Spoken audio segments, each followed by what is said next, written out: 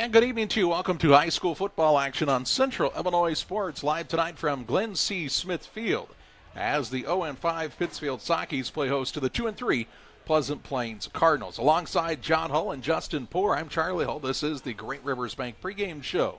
Glad you're with us this evening on a warm Week 6 matchup as the Cardinals and the Sockies do battle in the Sangamo Conference matchup. It is about 85 degrees here a half an hour ahead of game time. A slight breeze blowing out of the south at the moment, and that means it's going to be even warmer tomorrow, and it is going to feel like summer one more time before we head to fall. Knock on wood. Pittsfield looking for their first win of the season here on Breast Cancer Awareness Night for the Sockies, and this Pleasant Plains squad is trying to get back to 500 to keep those playoff hopes alive in a tough Sangamo Conference slate. We'll talk more about the matchup and what else is going on in the Sangamo Conference and around the area on the Great Rivers Bank pregame show after this. Are you looking to streamline your banking? Great Rivers Bank has just what you need with our streamlined checking and savings accounts. Earn high interest rates or get cash back on debit card purchases with your qualifying account. Plus, ATM fee refunds. Certain qualifications required. Call or visit our website today at www.greatriversbank.bank to get started. Great Rivers Bank, member FDIC, equal housing lender. Hey, West Central Illinois, are you looking for a great deal on a vehicle? Well, at Westtown Ford, we have a lot full of vehicles. Cars, trucks, vans, SUVs. We've got them all, and a lot of them at Westtown Ford in Jacksonville. Timely application of crop nutrients based on soil test results and the individual yield goals is the focus of the agronomy team at Logan Agri-Service, Inc. Logan Ag delivers anhydrous ammonia, dry fertilizer, UAN, liquid starter, and our lineup of Logan Agri-Yield micronutrients direct from us to your field. Striving to get the right fertilizer products at the right place in the right field at the right time, that's Logan Agri-Service. For fertilizer and application services, call 1-800-LOGAN-AG or visit us online at loganag.com. Logan Agri-Service, serving agriculture since 1962. Rough day at work? We all have them from time to time. But the last thing you want to worry about is coming home to your internet being out. Or even worse, waiting all day to watch the big game only to find out it's blacked out. With Cascom, those worries are a thing of the past. Our local technicians are here to service any issues and ensure you have a worry-free experience, whether it be internet, TV, or even home phone. Call Cascom today at 1-800-252-1799 to schedule or upgrade your internet and TV service. There's a road that makes all the difference between the good and the great. A road less traveled for the few who can handle the grind. One of hard work, dedication, integrity, and leadership, with a respect for heritage and tradition and a willingness to adapt. At Little Jess, we travel that road every day because we believe in that difference. And we dare our competition to try and keep up. Little Jess, serving the tri-state area since 1969. Cedar Lake Campground has been owned and operated by the Kramberg family for over 50 years. Located off of Highway 24 between Coatesburg and Camp Point, Cedar Lake Campground is a quiet family campground that you're sure to enjoy. With 60 RV spots with water and electric and our 5-acre lake, it's a perfect spot for a weekend spent fishing, spending time with family, and enjoying the great outdoors. Find out more about Cedar Lake Campground on Facebook or call 217-455-4602. Back with you on the Great Rivers Bank pregame show with locations in Pittsfield, Barry, Liberty, and Hannibal. Great Rivers Bank is serving the entire region with the best customer service in banking. Stop by the location nearest you or log on to greatriversbank.bank. Member FDIC and equal housing lender. Pittsfield and Pleasant Plains this evening in the Sangamo Conference matchup. The current Sangamo Conference standings look like this. Atop on their own is Maroa Forsyth at 5-0, an impressive team. They've scored 299 points and only have given up 26 on the season. Athens, Olympia, and Williamsville are logjammed there at second place right now. 4-1, all with wins over one another, so that could be an interesting piece to see how that tie could go if somehow one of those teams could knock off Maroa Forsyth, because you'd have, at least a couple of teams with one loss on the season. Then Auburn is 3-2. This Pleasant Plains squad sits just below New Berlin, who's also 3-2. Plains is 2-3, and then 3 0-5 squads: Porta, Pittsfield, and Riverton. The Cardinals are coming off of a week with John Hamilton's squad winning their second game in a row. They defeated Riverton 50-14, beat Porter the week before 35-18. Their first 3 games of the year, well, pretty tough ones.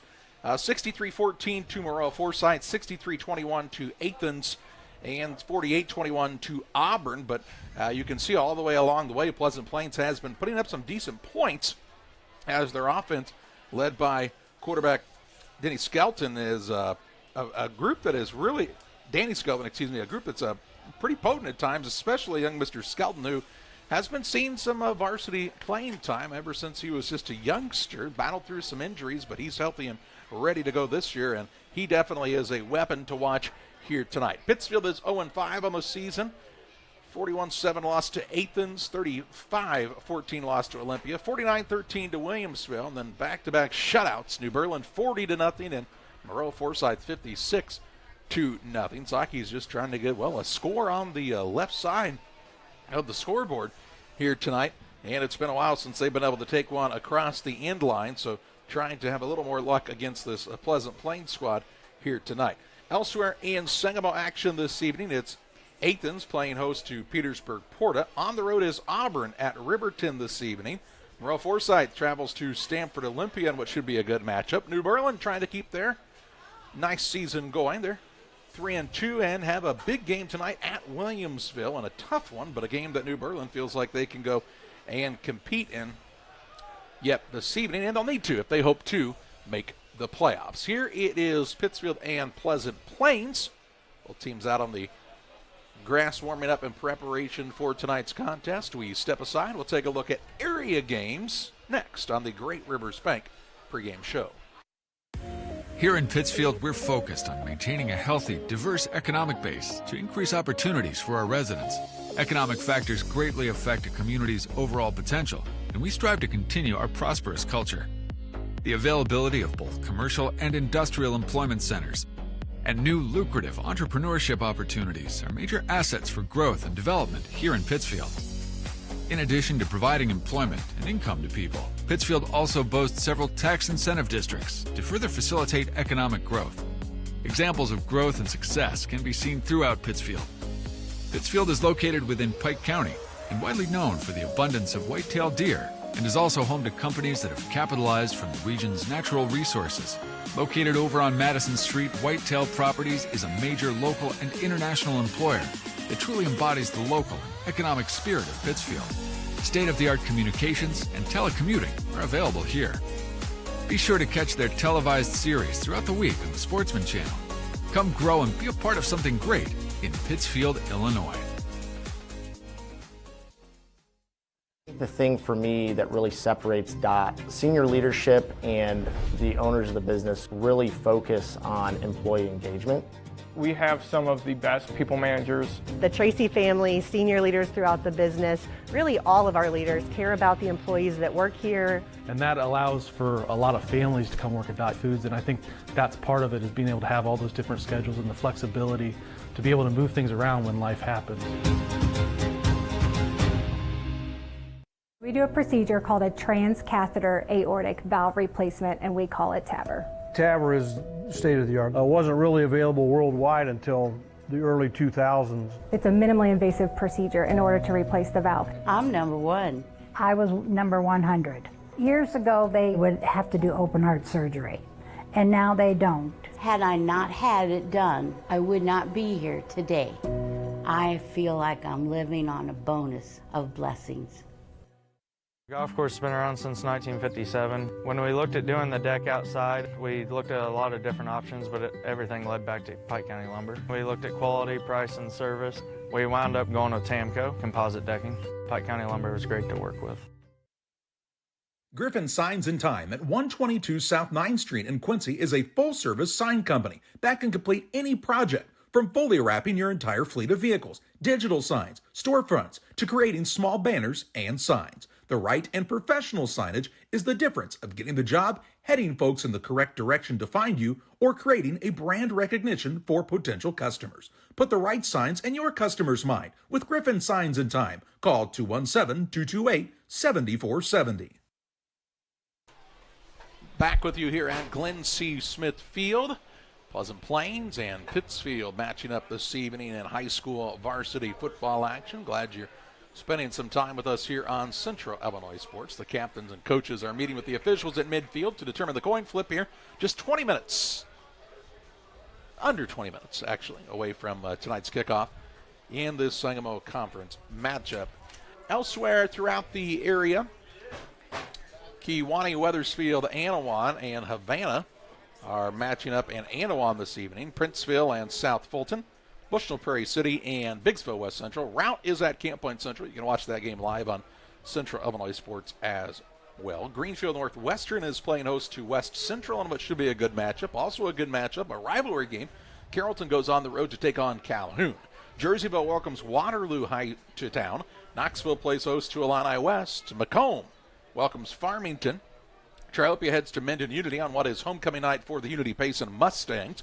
Beardstown is at Brown County, and a key game for the Tigers, and a really key game for Brown County. They need to win out if they're going to keep their playoff streak alive. Of course, Quincy Notre Dame, they are playing host to Father Tolton this evening out of the Columbia area. They need that win, too. Quincy High is hosting Galesburg, trying to match the best start in school history is Quincy High. And North Green is playing host to Pleasant Hill Western in a matchup of two teams that are both looking for their first win of the season. Just a couple of other games I wanted to remind you about this evening. North Mac is playing host to Carlinville. Also, of course, we told you Merle Forsyth is at Stanford Olympia. Jacksonville plays host to Lincoln, who's off to a surprising 4-1 start on the season. Rushville heads to Hayworth in a little bit of a trip for them tonight with the young Rockets squad under head coach Lafferty. Here it's Pittsfield and Pleasant Plains. John, what happened to the coin toss? Do you remember? Well, it appeared like Pittsfield was taking the ball. They never actually signaled who won the flip. So Saukeys won the toss and chose to receive. Yeah. So they will take the ball to start tonight. We still have some time on the pregame clock, though, before that takes place. Great Rivers Bank. If you're in the market for a new home loan, talk to the experts at Great Rivers Bank. With locations in Barry, Pittsfield, Liberty, and Hannibal, they serve the entire region and beyond with their online presence at greatriversbank.bank. Member FDIC and equal housing lender. We step aside for a break here. We visit with Pittsfield Saki head coach Zach Ferguson next.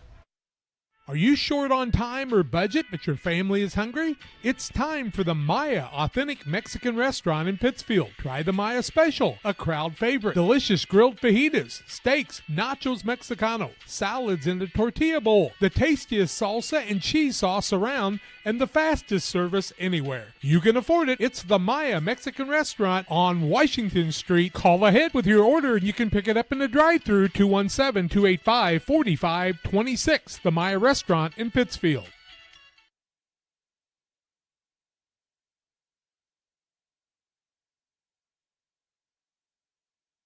Since 1921, Farmers State Bank of Camp Point has been a vital part of our community's history. We are proud of our growth, our community leadership, and our success, which is only possible because of all those who shared this journey with us. We are grateful to the generations of loyal customers, families, businesses, employees, officers, and directors who have shaped not only our story, but our entire communities. Thank you. We look forward to serving you and your future generations for the next 100 years. Farmers State Bank and Camp Point. Together, we are a strong, united community. For nearly 40 years, the Niebuhr Funeral Home has been serving our area with professionalism and compassion. This is our business, our hometown. You can be assured we take great personal pride in serving your family in your time of loss. We're locally owned. We're your friends and neighbors. We care about you and your family. Niebuhr Funeral Home, with locations in Pittsfield and Barry, serving our community with compassion and respect. One size fits all. That may be all right for an adjustable belt or cheap sunglasses, but when it comes to your financial needs, no one wants a one-size-fits-all strategy. Derek Harris is your Pike and Adams County area Edward Jones financial advisor. Derek Harris's most important goals are yours. That's why Derek will take the time to understand your needs so he can recommend personalized strategies with your goals in mind. Contact Derek Harris today at 217-222-7173. Knowing you, that's how Edward Jones makes sense of investing. Member SIPC.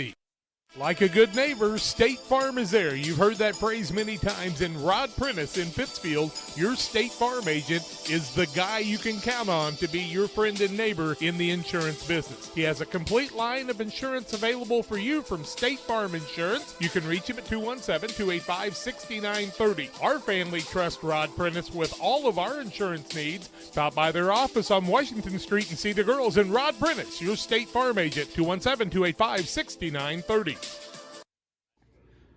Visiting with Pittsfield Sockeye Coach Zach Ferguson. Coach, game tonight against Pleasant Plains. It seems like a team that's always, I don't know, kind of got your number for some reason. Last year, of course, they were playing with a lot of extra emotions, but this is still a team. Seems like they always have 2 or 3 athletes that are just at another level. Yeah, they got a really good, running quarterback. He throws decently well too, and they got a couple athletes that complement him pretty well. So, yeah, you're right. It seems like last couple years, they've had our number, and they've played really well against us, and we're going to have to come ready to play. You get a little healthier this week. You have a Petty back at quarterback, and not that Tucker Cook did a bad job by any stretch against Maroa. It's a pretty tough one to say, hey, you're going to go start your first varsity game, and here's the number 1 ranked team in the state. Yeah, Tucker did what we wanted him to do. We were just kind of outmatched all around, and it didn't matter who we had playing quarterback. Their speed and physicality really got to us. So we kind of just regrouped this week, and got, as you said, Javen's back, so he's looked good. But Tucker's still going to be used in certain situations because he actually ran the ball pretty well last week. So don't be surprised if he's out there for a few plays. It seems like one of those games. Not that every game you wouldn't like it, but it seems like one of those games. If you could get a score early on, and this could be really a tight contest throughout the night. Yeah, it's gonna. We got to start fast. And we talked to the kids all week about playing to win, not playing to not lose. Because I think sometimes we worry so much about making mistakes that we don't play to our potential. So I'm looking forward to seeing how our offense reacts tonight. We had a really good week on both sides. So if we, as you said, if we can get a score early and then get a stop and then another score, it could be a really good game tonight. There are some people who might say, hey, you're 0-5. The rest of the season doesn't have meaning. Well, anytime you can get together and play in an organized athletic event, it has meaning sometimes far beyond just the sport itself. There's still a lot of lessons you can teach here. Exactly. And, how you respond to adversity is going to be something you face your entire life. So it's not something that, the easy thing to do, and I tell the kids all the time, is when things get hard is to say, I'm done. Well, that's, you can't do that in life. And if you do that in life, you're not going to be very successful. So, our kids, we want to get 4, and they know they want it too. 4 and 5 in this conference is very respectful with the talented teams we play and the tough schedules. So no, I don't have any feeling that our kids are done or have given in, and I don't think our coaches have any feelings of that either. So this is an opportunity for them to get a little more mentally tougher, moving into their adult life. And really, this could be about as rested as your entire group is. Right. No JV game, no freshman game this week, so you're about as fresh as you're going to be. Yeah, and it kind of showed. These weeks 4 through 7 are really kind of the dog days of the season when you got guys banged up, and some of our guys are playing JV, and then turn around and practice in varsity the next day, and it's one of those things where with no JV, they got Saturday and Sunday off, and came back Monday and had a lighter day, and it definitely allowed us to get some kids healthier than they've been the last couple weeks, and we're gonna need it. That's going to be a foreign mindset to somebody who played football back in the 70s and 80s, right? Like, why don't you practice 6 days a week? There's a lot of real science that says that rest and recovery time is important. Oh yeah, that's that's what growing up. That's what I always thought is you need to get them up, you need to get them moving on Saturday mornings, but the science and colleges do it all the time is this shows that the fastest way for our kids to recover is sleep. So there's a lot of times where our varsity kids who are playing both ways or who aren't playing JV, they don't have practice on Saturdays and Sundays because that's the best way to get them to recover. And you look at a lot of high school teams, but college teams, they're not practicing 2 or 3 days a week. 3 days a week is sometimes their max during the season. So recovery time is important because you look at the most competitive teams in our conference, they probably are the least physical teams in practice that we have. So being Moreau and Williamsville, who they base their whole thing, and Camp Point Point Central does it too, where they're basing everything on rest and recovery and being the most rested you can on Friday night. So, I know there's a lot of people that, the old school way, but there's a lot of science that backs up the new school. One of those kids I know you're excited about that has been playing some extra reps is Zane Perry, sophomore lineman for you, and a kid that if he continues to grow and develop as a kid that could really do a lot in this game. Yeah, he's got the frame to really put on a lot. I mean, he worked hard this offseason. He's going to get the start tonight at right tackle for us. We felt like he earned that, and we're kind of going to see what he does. But even before, he was stepping in situations and doing a really good job and taking his reps on the JV and to heart, trying to be better. So we're really looking forward to kind of seeing what he does tonight and how he builds for the rest of the season. Kind of jokingly say one of the best things about Zane is he still has one of those higher pitched voices, which means he's probably still got some growing left to do. Exactly, yeah. He's still going to grow and he's going to thicken, and he's 6'4", about 240 right now, so he could end up being big, 6'5", 6'6", and 270, 280 by the time it's all said and done. So he definitely helps complement us, kind of balance us out on the O-line as far as where our height and our power is.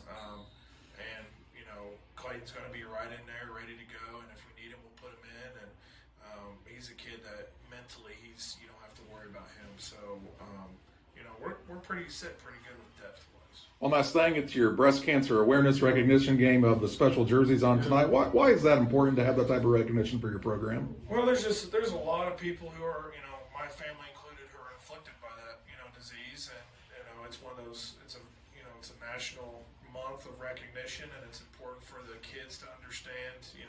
There's hundreds of people in even our community who are affected by this. So it's kind of something for everyone, every cheerleaders band and Sockettes and everyone kind of to rally behind, and it kind of just allows us also to have a night where the focus isn't just on football but on families who have dealt with this. That's Sockett coach Zach Ferguson. We're back with the Farm and Home Supply starting lineups next.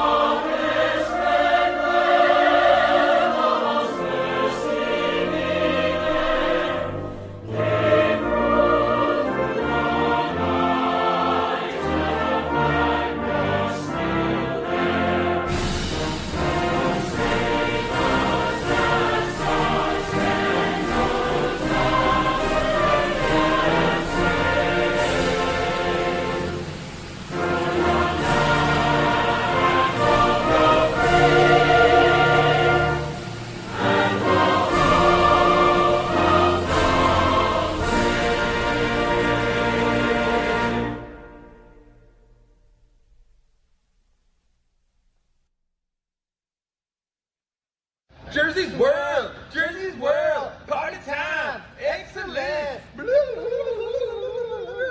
Party on, James! Party on, Todd!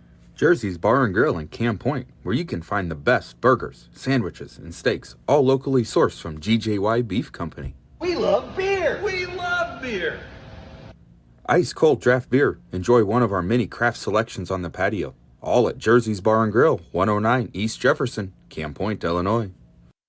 Chris Nichols, managing broker and owner of PCRE Real Estate and Auction, has over 15 years of experience, specializing in selling hunting and recreational properties and farmland.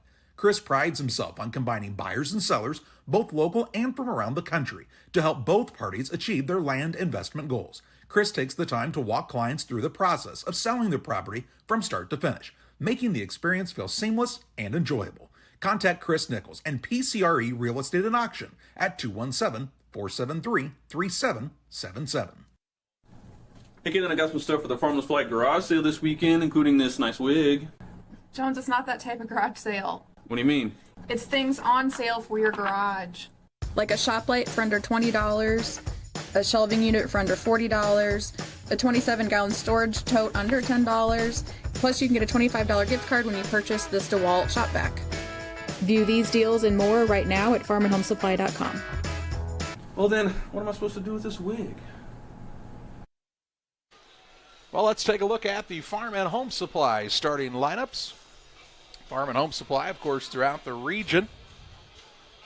They have snacks and hoodies to power tools and lawn chairs. No other place has it all like your local Farm and Home Supply. Learn more at farmandhomesupply.com. The Pleasant Plains Cardinals, 2-3 on the season.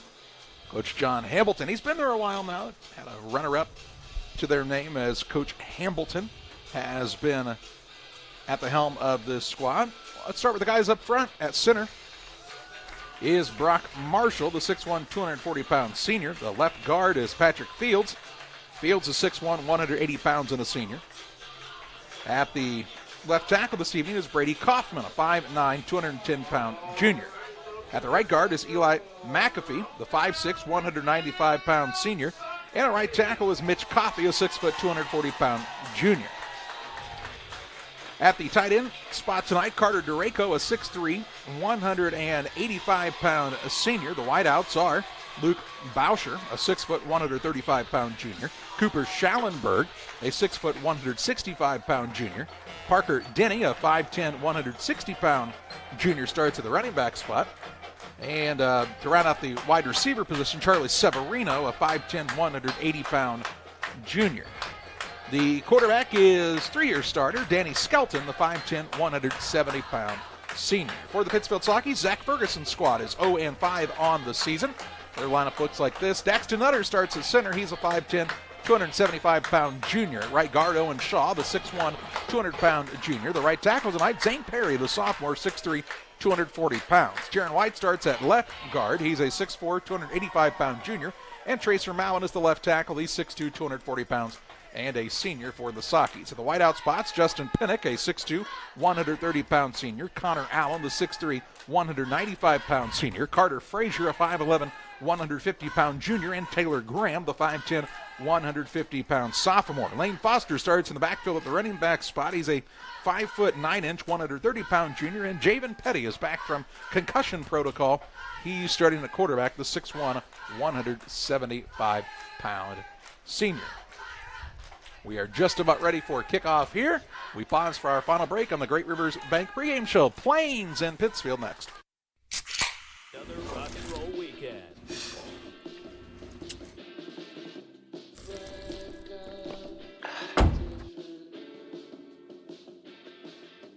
Burgers, better with Pepsi.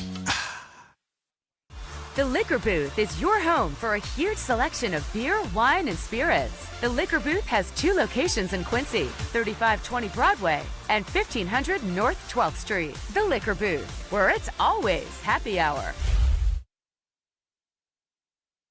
Well, as we told you earlier in the pregame show, Pittsfield won the toss. They have chosen to receive to start the contest here tonight. Pittsfield in the gray uniforms with the pink numbers here on Breast Cancer Awareness Night. Jaden Moore will be back deep to receive the kick, along with Carter Frazier for the Saukeys. McKelvey Moore also back deep. The kicker is Jackson Dent, the 5'9", 140-pound junior. He did all the place kicking anyway. We'll see if he's also the young man that kicks off. We watched him warming up as the place kicker, and he was pretty darn impressive, was young Mr. Dent. Put the ball through from about 40 yards out with ease, John. Yeah, it was impressive for sure, Charlie. So if they get an opportunity and need a field goal, he's probably right there.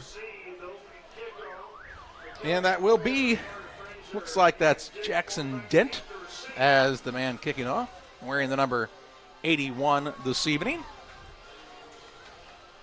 Best football player ever to wear 81, John? T.O. Terrell Owens, of course. Well, I mean, at least if you ask T.O. Well, yeah, there was no bigger fan of Terrell Owens than Terrell Owens himself. All right, Dent is ready to kick this one off. Plains in the white uniforms with the red numbers, black trim and blue pants. Pittsfield's in the gray and pink uniforms tonight.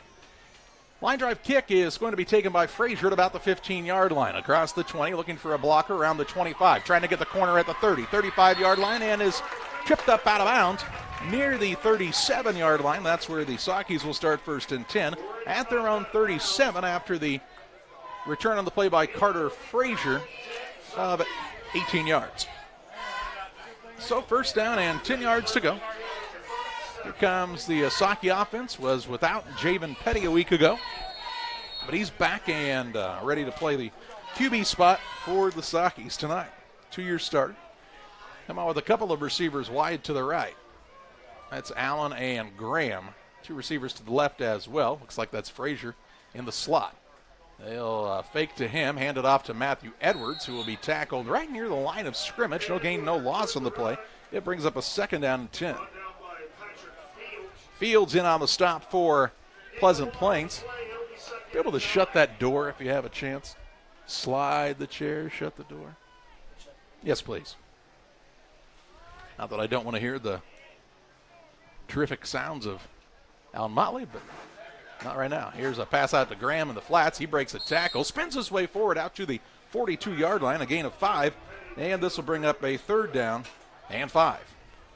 Nice job by Graham to take what the defense would give him there. He's a sophomore, getting the start for the first time as a wideout for the Sockies here. Graham's really shown how dynamic of a player he could be on the JV side. Good to see him getting a chance here on the varsity level.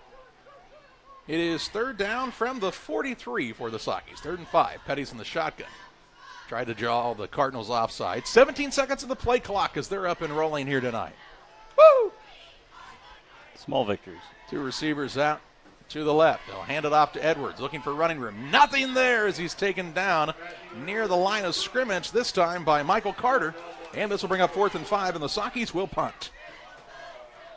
So 4th and 5 and a quick 3 and out for Pittsfield, and that has been the name of the game for this offense this season. Just has not moved the ball with any kind of consistency whatsoever. Here's something you don't see every day. Danny Skelton is back to receive the punt. He is the starting quarterback for Pleasant Plains. The most dynamic guy on the field. Here's a punt by Tucker Cook. A high end over end. Skelton will come up and take it and be hit and break a tackle. Trying to get outside along the right-hand side. Has the corner. Still on his feet, 35-40, 45-50. Trying to run away from the defender and is drugged down from behind. Near the Sockies' 41-yard line, and that's where Plains will start 1st and 10 after a terrific return by Danny Skelton. That's why he's returning the punts. He was hit basically as soon as he caught the ball and broke that tackle, broke 2 or 3 more along the way, and then he was off to the races for a while. Looked like that was Jake Otker that hit him first and just did not tackle him. 1st and 10 as Skelton stands in the shotgun. Single receiver wide to either side. He takes the snap. He'll hand it off, but not before a penalty flag flies, and we'll get a false start. And the first penalty of the night is against the Cardinals, and this will make it 1st and 15. So 1st down and 15 yards to go instead for Pleasant Plains. Just underway, 10 minutes to play in the first. The Cardinals defense got the quick 3 and out, and now they're looking to start this drive in Pittsfield territory. Split out way to the left-hand side is Parker Denny. Skelton is in the shotgun. He is going to go with the design quarterback run. He is wrapped up and taken down after a very short gain on the play to the 46. In fact, no gain, no loss. This will bring up a 2nd down and 15. Moore in on the stop. He's getting the start for the injured Draven Putervo at the linebacker spot tonight. 2nd down and 15 yards to go for Pleasant Plains. They will run Skelton on those design plays quite a bit. Yeah, he leads the team in rushing. And most other categories. Yes. This time he's back to pass. Stands in the pocket, looks downfield, has his man and hits him in stride. That's Carter Dureco. Dureco is drugged down by Foster, but not until he gets down to the 15-yard line for a big 1st down for Pleasant Plains. All the way down to the 15. That's a 31-yard pickup on the play and a 1st and 10 for Pleasant Plains. Hit Dureco in stride, as you talked about, Charlie. They've got some losses on the year, does Pleasant Plains, but they've been able to move the football consistently all year long. 1st and 10 here for the Cardinals, deep in Pittsfield territory now. Skelton will hand it off to the first back this time. That appears to be Denny. Denny with his first carry of the night takes it down near the 7-yard line. A solid pickup on the play of 7 yards, and it brings up a 2nd down from the 7. Second down and short 4. Yeah, that was a pretty ball, the pass from Skelton to Dureco. Dureco is a rather tall young man, 6'3", 185 pounds, and he hit him right in stride. And, well, then he can run a bit as well. Took a pretty good hit and still kept falling forward for more yards. Second and 4 is Skelton again in the gun. He'll have the design quarterback run again. Knifes his way up the middle, gets down to the 5-yard line for a gain of 2. It'll be a third down and 2 yards to go. Let's take a look on the Northwestern Mutual instant replay on that pass and catch from Skelton to Dureco. Dureco broke behind the defender, man, and he really did a nice job of the yards after the catch.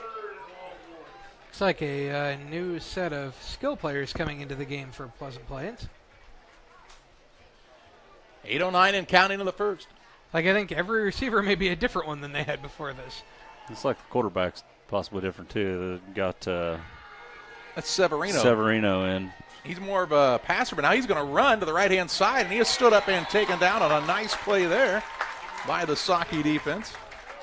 That time it was McKelvey Moore with the tackle. Yeah, big tackle there, and this brings up a fourth down, and nope, they're going to say he gained enough for the first and goal. Oh, wow. It's going to be first and goal from the 3, so give him a 2-yard gain on the play with forward progress. So first and goal from the 3-yard line, just 7 minutes, 35 seconds to play in the first. Quarterback again to Skelton, now back in there, and he will get in for the score.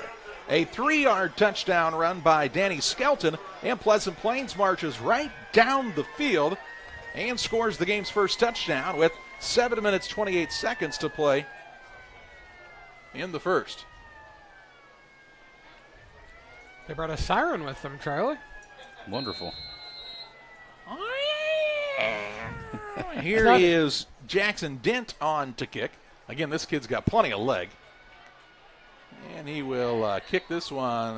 Looked like it was wide left. Nope, they'll say it snuck inside the upright for the extra point. It's 7 minutes, 28 seconds to play in the first period. Pleasant Plains strikes first as Skelton takes it in from 3 yards out. It's Pleasant Plains 7, Pittsfield nothing. Time to be thinking about tax planning. You can count on Illinois FBFM for accounting, consulting, and tax preparation for farmers and businesses in Pike, Brown, and Adams County.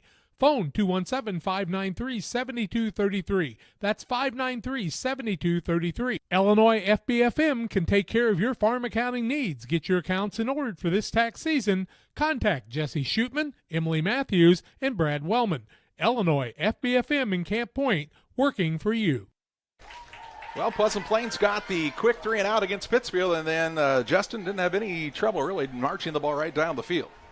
Now, name of the game, you got to stop the big plays, and that big play, big 31-yard pass to their tight end, Duranko, that just put him in great field position to just punch it in for a touchdown.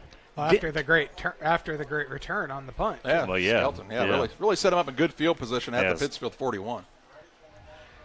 And now here is a little bit of a shorter kick headed toward the sideline, taken by one of the up men for the Saukeys. That is Tucker Cook, and Cook is going to have a short return up across the 35 near the 30. Where are they going to place him at? Around the 37, it appears.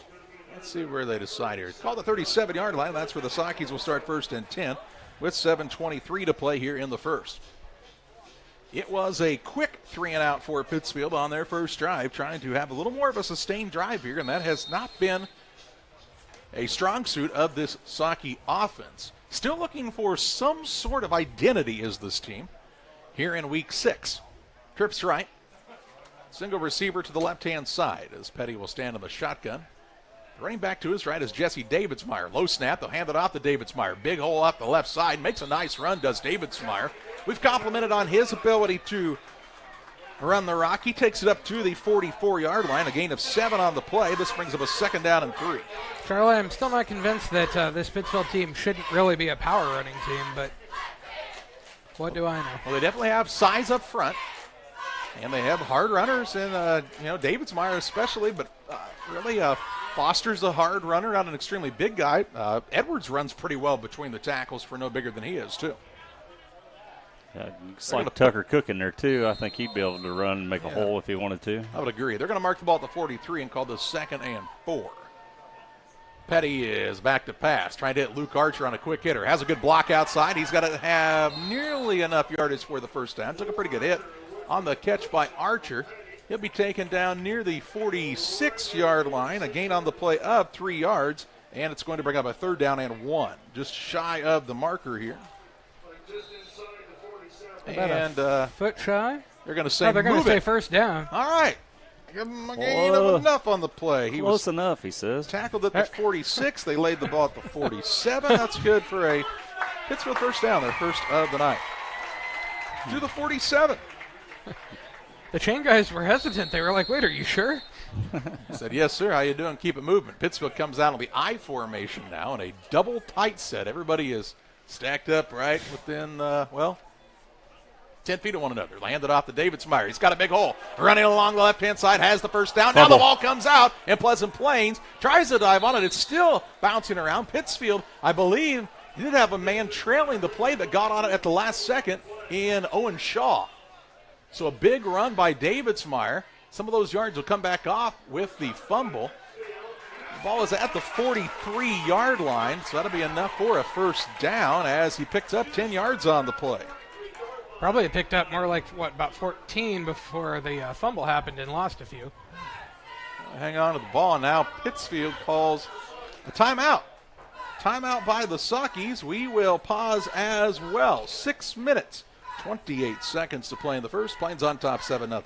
Best Systems Insulators offer insulation for homes and commercial buildings throughout central Illinois and the surrounding areas. We take great care to ensure that the insulation products we use are the best fit for our clients and their project. We understand that different buildings have different needs and that each of our clients has a unique set of goals. Let us work with you to find the best solution for your next project. Call Best Systems Insulators at 217-285-6005. That's 285-6005. Or visit them online at GoBestSystems.com. I'm not sure if there's a better checking account around. We will pay the highest checking account interest rate that we have right now. It is a very generous 4.07 APY. As far as ID Secure goes, It gives you protection with credit monitoring. So the peace of mind of that's very nice.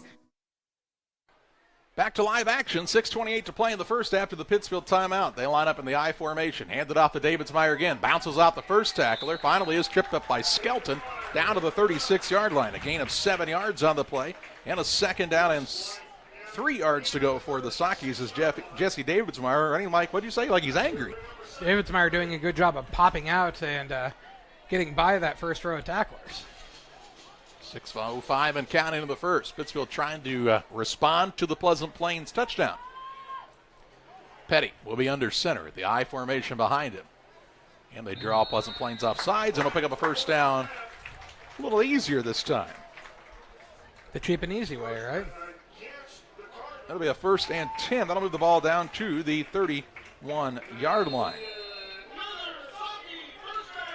Illini Express here to serve you with walk-in medical care when you need it. Open 7 a.m. to 7 p.m. every Monday through Saturday. You'll find Illini Express on the south side of the square in Pittsfield. The 1st and 10 here for the Sockies. They'll hand it off to the deep back this time, and Edwards. He'll kind of stutter step his way up, down with forward progress to the 30-yard line. A gain of a yard on the play. It's 2nd and 9.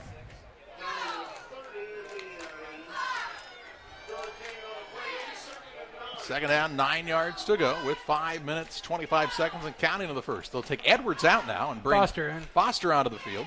Probably the most dynamic guy on the Sockies roster.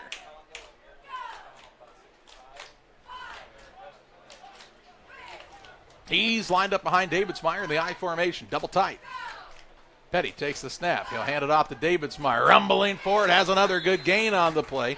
Inside the 25, down near the 22-yard line. That's a gain on the play of 8 yards. And it will bring up a 3rd down and 1.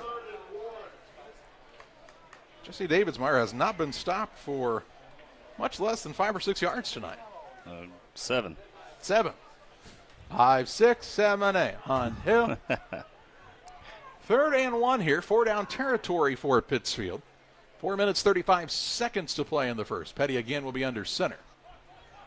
They move Smith and Archer now to the left side of the formation. Petty keeps the ball himself. He'll have the first down as they'll run the old push the tush play. Down to the 17-yard line, a 5-yard pickup on a first and 10. If you get 5 every time like that, Charlie, I just keep doing that. Yeah. Well, it used to be an illegal play, aiding the runner. But now Charlie it's legal. used to have to wear knee pads, too. Now it's legal, like a lot of things. Right, Justin, remember when you had to wear knee pads? Think how much faster you'd have been without them.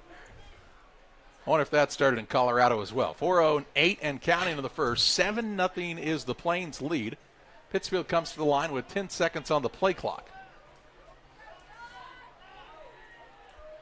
In a hurry. Maybe too many men in motion there. They take the snap. They'll have a false start here. And be a 5-yard penalty. That play looked like they were trying to hurry a little too much, as it took a while to get called in, and then I'm not sure everybody was on the same page. Then I'm moving back to the 23 and make it a first and 15. I'm not real sure they were in the same book. Just a hair under 4 minutes to play in the first. Petty will again be under center. I formation. It's Davidsmeyer and Foster back there. They'll hand it off to Davidsmeyer. He stood up at the line of scrimmage, keeps his legs moving as he fights for yardage, and has a pretty nice gain again down near the 17-yard line. A gain of 6 on the play. That'll bring up a second down and 9. When you think he's stopped, he kind of finds a way to get through that little crease. He bounced off and kept going. He's not a tall young man as Davidsmeyer, but he is definitely strong. A kid that really has worked hard to gain that strength in the offseason. Pittsfield with one of their better drives of the year right now on an I formation, double tight set. Petty takes the snap, going to pitch it outside to Foster. Foster makes a cut, got a block on the outside, breaks a tackle, and he's going to go for a touchdown. Lane Foster on an 18-yard run and makes it a 7-6 contest on the PCRE Real Estate and Auction scoreboard. Foster with his third rushing touchdown of the season. This one comes from 18 yards out on a second down and 9. And with 2 minutes and 53 seconds to play in the period, Pittsfield a point away from tying it up, and Tucker Cook is on for the extra point attempt. The holder is Carter Frazier. Snap is down. The kick is high. It's deep, and it is... I think it's good. Nobody's signaled. They said they think it's good. It's so high. It's good. I don't know. Too high. Too high. What do you mean too high? Pittsfield ties it up. 2 minutes, 53 seconds to play in the first on a sweep play to Lane Foster. Lane left, as they call it. Tied up at 7 with Pleasant Plain. The Farm Stand, located at 405 East Park Street in Camp Point, Illinois, is the place to go when you're looking for a fresh, homemade meal. Open Wednesday through Saturday from 7 a.m. to 2 p.m., the Farm Stand has a full breakfast and lunch menu. Enjoy breakfast favorites such as biscuits and gravy, pancakes, French toast, and the loaded breakfast burrito. For lunch, check out the great selection of sandwiches, salads, paninis, and more. You'll never leave hungry when you visit the Farm Stand in Camp Point. 2 minutes, 53 seconds to play in the first, and Pittsfield has tied the game up on, well, guys, kind of a little bit of a different philosophy that we've seen offensively this season. They kept the ball on the ground, kept the clock moving, kind of pounded it up the middle, and all of a sudden outside, there goes Lane Foster for a touchdown. Yeah, it's not exciting to watch, but it is exciting to score touchdowns. Big plays are a lot more fun, but... I don't know. I mean, Iowa football fans have been watching that for a long time, and they won a lot of games doing it. Yikes, so. Let's not go too far. Those Iowegians. Here's a kick from Cook that's going to go out of bounds near the 15-yard line and be a penalty here and give Pleasant Plains decent field position to start this drive. They're second on the offensive side here tonight. Hey, want to remind you about the good folks at Bowlers Universe. Open Monday through Thursday, 11 a.m. to 10 p.m. Fridays until midnight. Saturdays 4 to midnight. They offer many menu items, burgers and fries, specialty pizzas. They have a great selection of craft beers as well. Come out and enjoy the fun at Bowlers Universe in Pittsfield. Adult prom tomorrow night there, Charlie? Woo! You're going dancing, right? Oh, I've got my dancing shoes ready to go, John. Do you have them on tonight? I don't have any shoes on. Oh, okay. Moccasins. Ah. Skelton is in the shotgun with a trip set bunch to his left. He'll put a man in motion out to the right-hand side now in Schallenberg. Takes the snap, is back to pass. Stands tall, scans the field, looks for Dureco. It hits him, and then he takes a hit back there from the Saki defender, and Luke Archer jars the ball loose. Incomplete, 2nd and 10. Archer, a junior.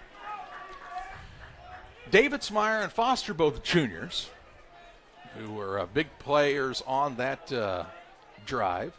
Other than Mowen on the offensive line, everybody else is an underclassman for the Sakis, including the sophomore Perry, who's playing the right tackle spot here this evening. Skelton in the gun, naked backfield once again. He goes back to pass.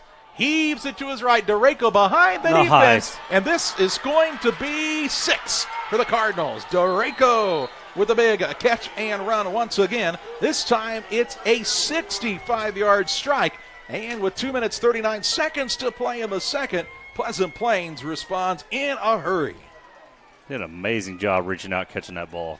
Well, just you can tell the timing between him and Skelton is so good, because Skelton threw that ball to a spot and knew Dureco could run under it, and he ran right past the defenders once again and goes 65 yards to pay dirt and puts the Cardinals on top 13-7 on the PCRE Real Estate and Auction scoreboard. Dent is on to kick the extra point at Dent. The hold is down, the kick is up, and it once again is good. Pleasant Plains retakes the touchdown lead on another strike from Skelton to Dureco. This time a 65-yard pass. 2 minutes, 39 seconds to play in the first. It's Pleasant Plains 14, Pittsfield 7.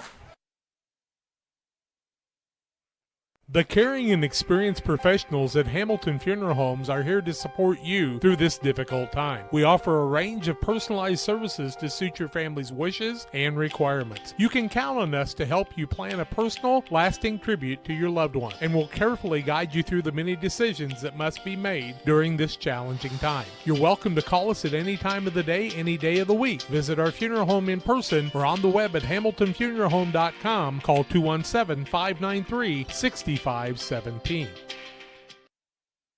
2 minutes, 39 seconds to play in the first, and Pleasant Plains, well, they take the lead right back.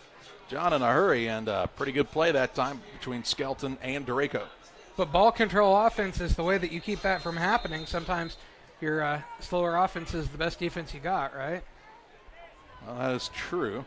Pittsfield's defense has not put up much of a fight so far tonight against this Pleasant Plains squad. And yeah, it might just be trying to keep it out of their hands might be the name of the game. And now they'll get a kick return, and Cook will fall on it near the 33-yard line. That's where Pittsfield will start 1st and 10. 2 minutes, 38 seconds. I mean, that drive, Pittsfield scored at the 2:53 mark. 14 seconds. Yikes. Didn't seem like it lasted very long. Here comes the Pittsfield offense. Let's see if they stick to the ground game here. You got Davidsmeyer in right now, so I'd say that's where you're going. Davidsmeyer is the lone back in the backfield this time. Double tight set and the offset eyes. And now the Sakis are a man short on offense. And Davidsmeyer says, let's play with 10. He gets it to the 39, a gain of 6 yards on the play. And it brings up a 2nd down and 4. Think of how much more he could have gotten if they'd had another blocker out there. Well, here's the thing. Foster actually, I don't think, was a legal player there. That could have been a legal substitution. He should have been. He never checked in inside the numbers and came back out. Correct. Should have been a penalty against Pittsfield. Yeah. That was supposed to be an I formation, and it is now. 2nd down and 5 yards to go here. Foster gets it on the carry this time, makes a cut, and has a Saki 1st down up to the 48-yard line. Pick up on the play of 18 yards and a 1st and 10 for Pittsfield to the 48.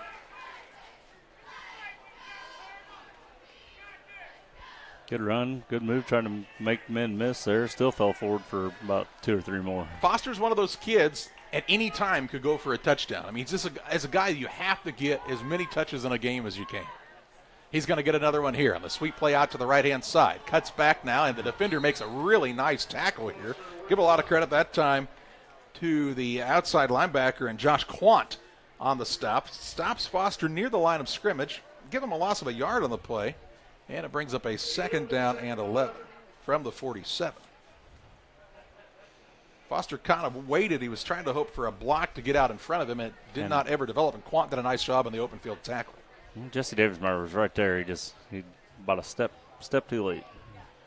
Petty is under center now, scans the defense. Looks at his wrist.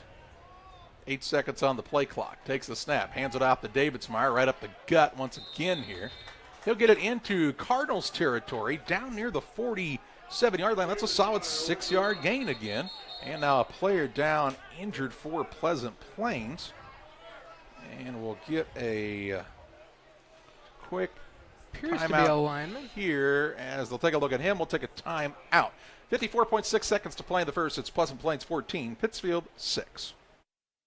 Damon Plumbing, serving all of Pike County and the surrounding area with quality residential and commercial plumbing services. Damon Plumbing offers septic installation, drain cleaning, new water lines, remodel work for your home, or if you're planning a new build, make sure you include the Damon boys. To get it right the first time, no job too big. Have you seen Braden and Doug? Or too small? Sorry, Corby, couldn't resist. Call Braden at 217-491-5415 or Doug at 217-617-2318.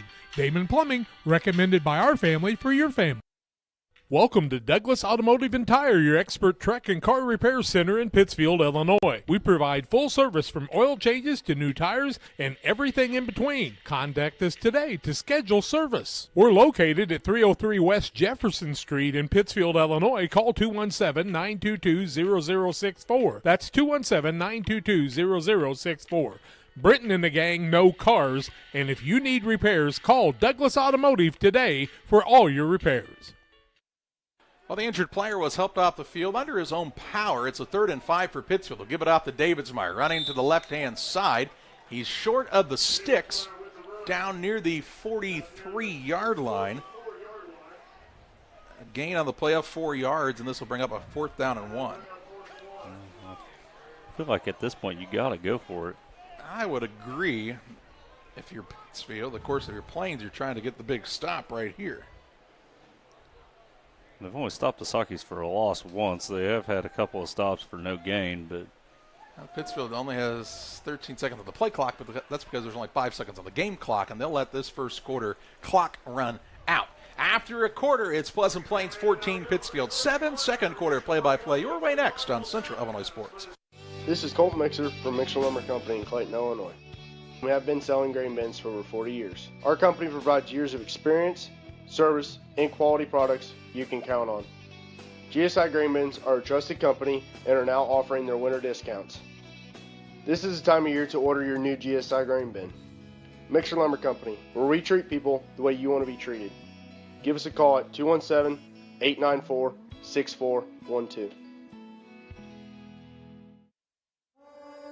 At Game Masters in Quincy, we're passionate about the outdoors. Shooting is one of our favorite pastimes. When it comes to guns and ammo, think Game Masters. They have new guns, used guns, gun safes, and gun accessories. And be sure to head over to GameMastersOutdoors.com to check out our great selection. Clothing, fishing, hunting, gifts, and more. At Game Masters in Quincy, we're passionate about the outdoors. Ready to roll in period number 2. 14-7 Pleasant Plains on top, and Pittsfield with a 4th down and a yard to go from the Cardinal 43-yard line. Petty will be under center. Put Smith and Archer now to the left-hand side. You two go over there. Petty keeps it himself. He'll have the first down here. Just enough as he gets 2 yards, needed 1, and Pittsfield will have a first down here. The referee doesn't even need to look at the chains, he says. Eagle-eyed Darrell Lippinson says that's enough for the first down. Darrell's been doing this refereeing thing a day or two. He's a brave man. He's a quick counter on the basketball court, too, sometimes.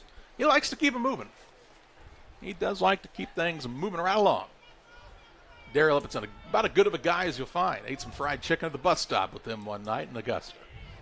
I formation. Petty takes the snap. Hands to the deep back. This is Edwards. Edwards with his biggest run of the night. They're trying to strip the ball, and they do. Who's got it on the fumble recovery? It's Edwards. Cardinals really did a nice job to go after the ball. Gets to the 39-yard line. A gain of 3 on the play. A 2nd and 7 here. Have to have better ball security if you are Pittsfield, though. Yeah, nothing easy from this Plains squad there. And Edwards stays in as Davidsmeyer comes out now. Foster back in the game. Getting the play call called in from the sideline here. Just under 11 minutes to play in the second. I formation once again. Archer is offset now on the left-hand side of the formation. Petty takes the snap, hands it off to Foster. Hit in the backfield, just didn't get any blocking on that right side that time, and is tackled for a loss near the 41-yard line. He got hit almost as soon as he got the ball that time. Yeah, 0 blocking on that side. Loss of a yard, and it's 3rd and 8. 3rd down and 8 yards to go. Wonder if the Cardinals had a blitz on that time. Now what will Pittsfield go with? On this 3rd down and 8. Foster sits down as back into the game comes. Edwards back to pass. They're bringing the house. They hit their man and Connor Allen. Allen's got the gain down near the 32-yard line. That'll be enough for a Pittsfield first down on a gain of 9. The Cardinals were bringing everybody that time, and Petty stood tall in the pocket long enough to deliver the strike to Allen, and that'll be a 1st and 10 at the 32-yard line. Good job by Allen to stretch out to get that first down. Here comes Cook in on the play here as Petty goes out of the game. 19 seconds of the play clock. Still a lot of time here. Could be a designed run that we're seeing here. Cook is the backup quarterback, the junior. Started last week as Petty was sidelined with a concussion. Trips right a single receiver to the left-hand side. Cook barks out the signals. Has trouble with the snap. Going to keep it himself. Right up the gut. Has a nice gain on the play. Tucker Cook is drugged down from behind near the 15-yard line. But it'll be enough for another Pittsfield first down on a 17-yard run by the Saki junior. Cook, as you could tell, had a little trouble with the snap right off the bat here.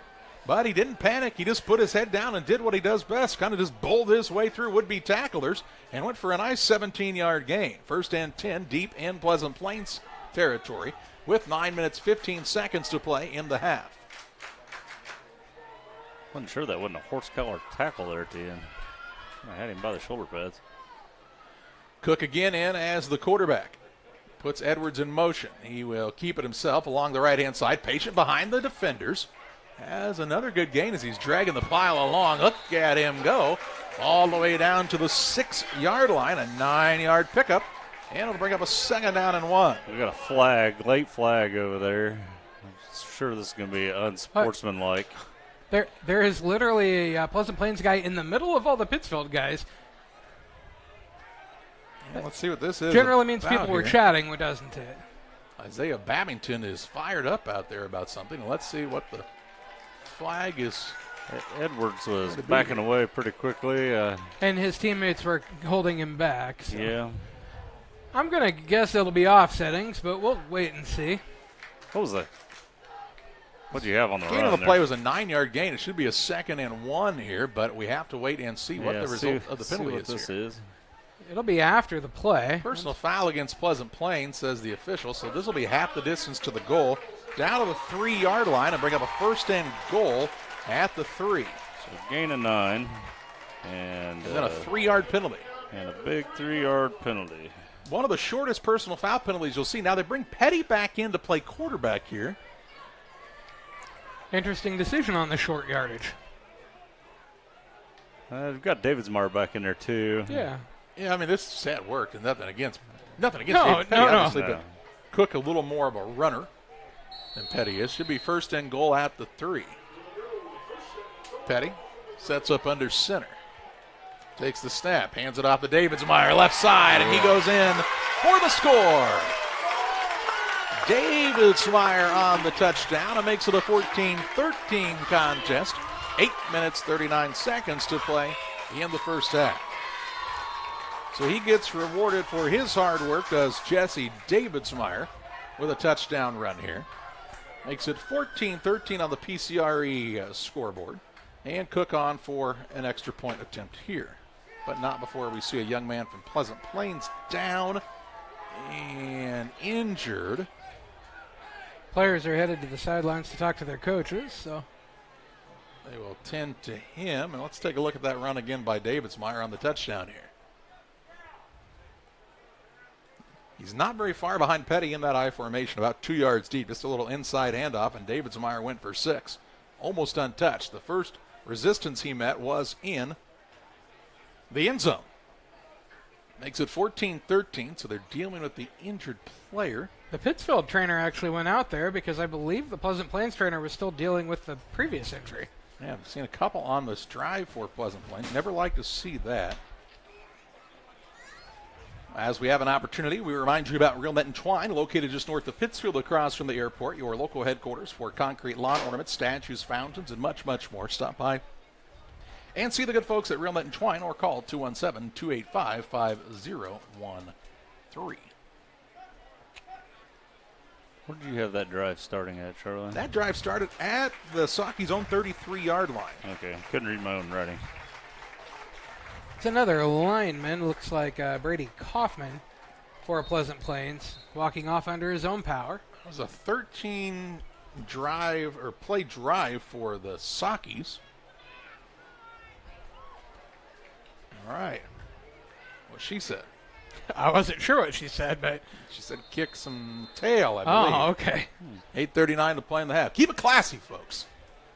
Cook is on for the extra point attempt. It's high enough, it's deep enough, and it is good. This game is tied at 14 on the PCRE Real Estate and Auction scoreboard. Pittsfield and Plains at Glen C. Smith Field on Central Illinois Sports. As a new hunting season begins, we observe a species most rare, the hunter incompetus. The hunting ritual begins. Already he stakes his claim by bringing a duck call to a deer hunt. Disaster strikes.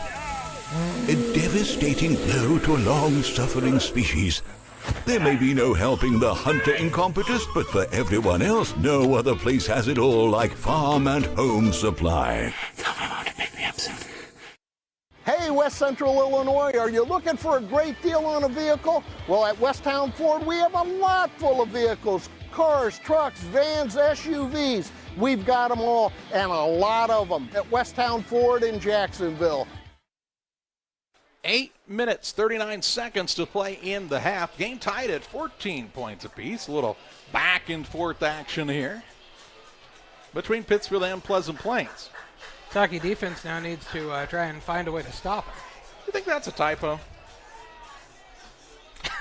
Well, I'm going to hope it's not 90-16 in the first quarter. They deleted it. Oh, okay. Well, I don't know why. I mean, that would be a lot of points in a quarter. I've seen some points scored in a quarter, but not quite 90. That numbers are hard. That one Peoria team, when they were trying to get the record for touchdowns on their running back, might have happened then. I believe that's Grady Grisham on the return here, and he'll be tackled up near the 31-yard line. A penalty flag all the way on this side of things to the 31-yard line.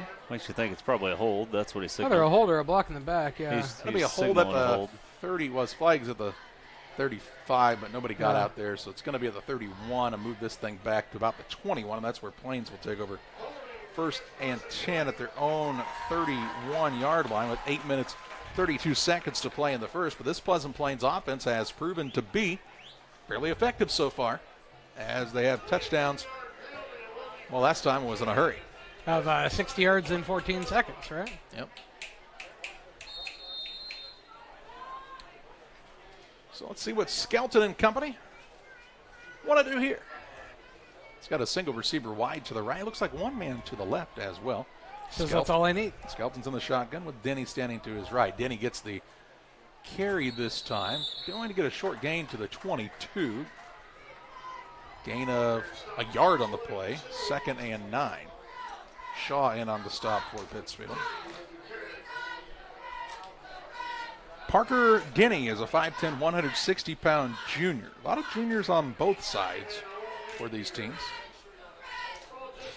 I think the Pittsfield ball must have gone to the Pleasant Plains side. That's why there's a ball flying across the field right now. Skelton's in the shotgun, takes the snap, keeps it himself as he's back to pass. Rolling out to his right, heaves it deep downfield, looking for Dureko. In and out of his hands, incomplete pass. This will bring up a 3rd down and 9. In on the coverage that time for Pittsfield defensively was Caden Ferguson, was it not? Number 6? I believe it was. Yep, Caden Ferguson and Justin Pinnock making a good move there in the front, kind of break up that pass. Pleasant Plains receivers were looking for a flag. They didn't find one. Pittsfield now running a couple men on late. They got to hustle here. They're going to get too many men. They need to call timeout. And Zach Ferguson will call the timeout as they were late substituting was Pittsfield. And it's going to cost them their 2nd timeout of the half. 7 minutes, 53 seconds to play in the half. Pittsfield and Pleasant Plains tied at 14. Go team, go. Great Rivers Bank has a digital banking app worth cheering for. Move your money, pay your bills, deposit your checks. Hooray, hooray. Set up a budget, manage your debit card, set up account alerts, and so much more. Our digital banking will give you a reason to stand up and cheer for banking. Learn more at greatriversbank.bank. Great Rivers Bank is an equal housing lender, member FDIC. If you have that drive and you want to do more with DOT, then there's opportunity there for you to do that. It's not the typical job that you would expect it to be. Like, it's just super fulfilling. When my life needed opportunity, I chose DOT. 7 minutes, 53 seconds to play in the half. Pittsfield called the timeout. They had too many participants on the field at the time.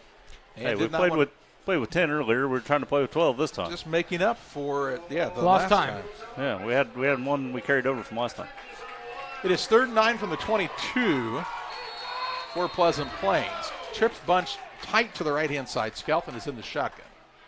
Single receiver to his left. Takes the snap, going to roll out to his right, looking downfield, and has his receiver. This time it's Luke Boucher.